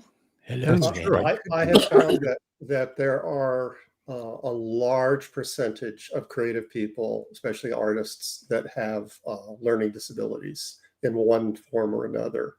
It's a different part of your brain takes over.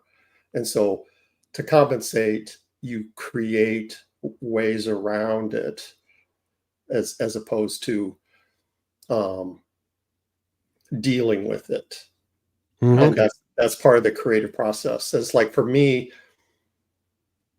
I skip over words when I'm reading, and my brain fills in when I'm not paying attention. Yeah. Yep. And I'm driving and I see a sign, those neon signs that tell you there's an accident ahead or whatever on the freeway. And the sign said, time to this spot, like street or whatever is 15 minutes. And the way I read it was time travel to this street is 15 minutes. Like, time travel? Cool. I was like, wait a minute, that can't be right. Travel time was like, oh, it's the same thing. You're traveling through time. Yeah, that's right. And well, yeah, I mean, this seems to be common with creative types. Well, your way is way cooler, man. Yeah, I know. I was like, I got all excited. It's like, wow. Yeah, no, I mean, I always mention ADHD, which just sucks. It really does just suck. Well, when I type something out, it's a mess, So what I have to do is I highlight it and again have it speak back to me. Then I pick up all of the mistakes, like the ands and the ands, and the a's and the ands and all that kind of stuff that you commonly make mistakes of. I always type the wrong. I mean, it's always a mess. And then I go back and I hear it though. As soon as I hear it, I can hear the mistake, but I can't see it. Yeah, kind of weird, but. Well, we're visual too, we tend to learn visually a lot easier than we can, just reading directions, at least for myself, that's certainly the truth. And I find myself, it's very hard for me to read fiction anymore because I find myself analyzing it.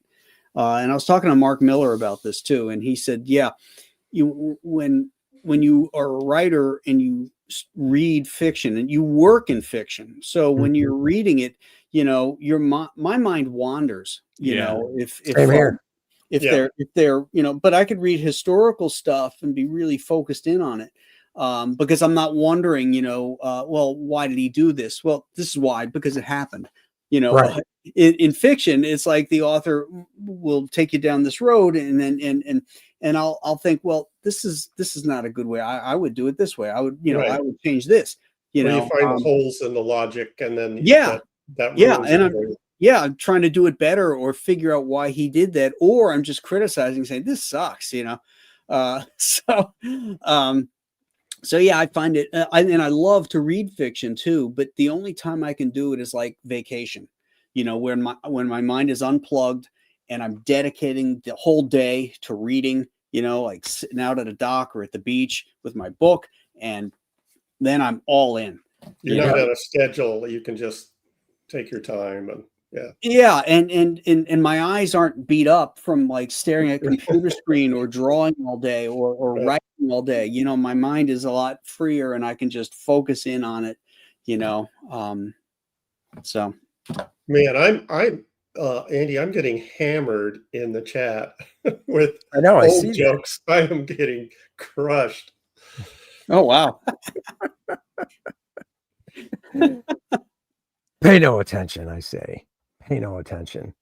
I have an early day tomorrow too, anyhow. So we are going to be signing off. But before we go, guys, Lilineth, Infernal Conflict, thank you everybody that is back to campaign so far. Really appreciate it. We'll give one more refresh. Is this the final? No. Yeah, there you go.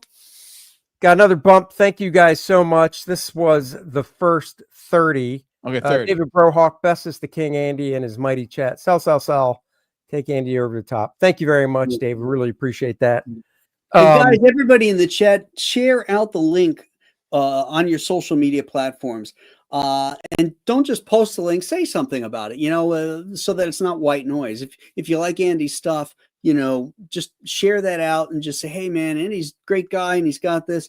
And it goes a lot further than just putting a link in, because then it just becomes white noise in everybody's feed. So just a tip, that it goes further that way.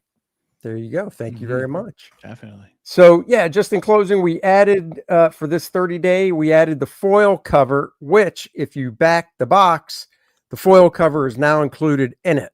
So if you've already backed it, boom, you're getting something extra in the box. If you haven't backed it yet, you're saving even more money on the box because the foil cover is now included as well. So now you're getting 1, 2, 3, 4, 5, 6, 7 books in the box. The box itself, of course, the exclusive John Malin black and white cover, your Circia bookmark, and the 2-inch Lilineth minifigure all come in the box. The foil cover was added. If you backed the campaign already and you're just tuning in or you missed it earlier, if you backed the campaign as of 6 o'clock tonight, I downloaded all the email addresses, sent out an email to all you guys with a secret tier so you can get the foil cover, and the shipping will only be $1, which is what add-ons generally cost to ship. So basically you can add it on without having to, refund and reback and all that stuff, making it easier for you guys that already backed it. So go do that. The calendar, once again, will be shipping in December. 9 out of 40 have been claimed. Still got lots of time to get it. It will be shipping in December, but it'll stay up. So even if it's January or February, you back the calendar, you'll get it. So there is that as well. So guys, thank you so much for joining me tonight on this Sunday night, especially on this holiday weekend. Really appreciate it. And appreciate all you guys joining. Graham, Dan, Gary, thanks for hanging out, and everybody in the chat as well. So good time as always with you guys. Yeah. And, Randy said another backer, so I don't know if he's. I'll hit refresh and see. Hit refresh. Oh, look at that, 335. I love nice round numbers like that, so that's beautiful. So there you go. Really appreciate it, guys. Thank you so much. DNA show on Wednesday. Hopefully Dennis will be able to join. If he can't, I will be there. And there you go. So until then, we will catch you guys later in the week. Thanks, everybody. And thanks, guys. Great seeing you, Dan, Gary. Be safe. See you guys. Have a great one, Andy. Bye-bye.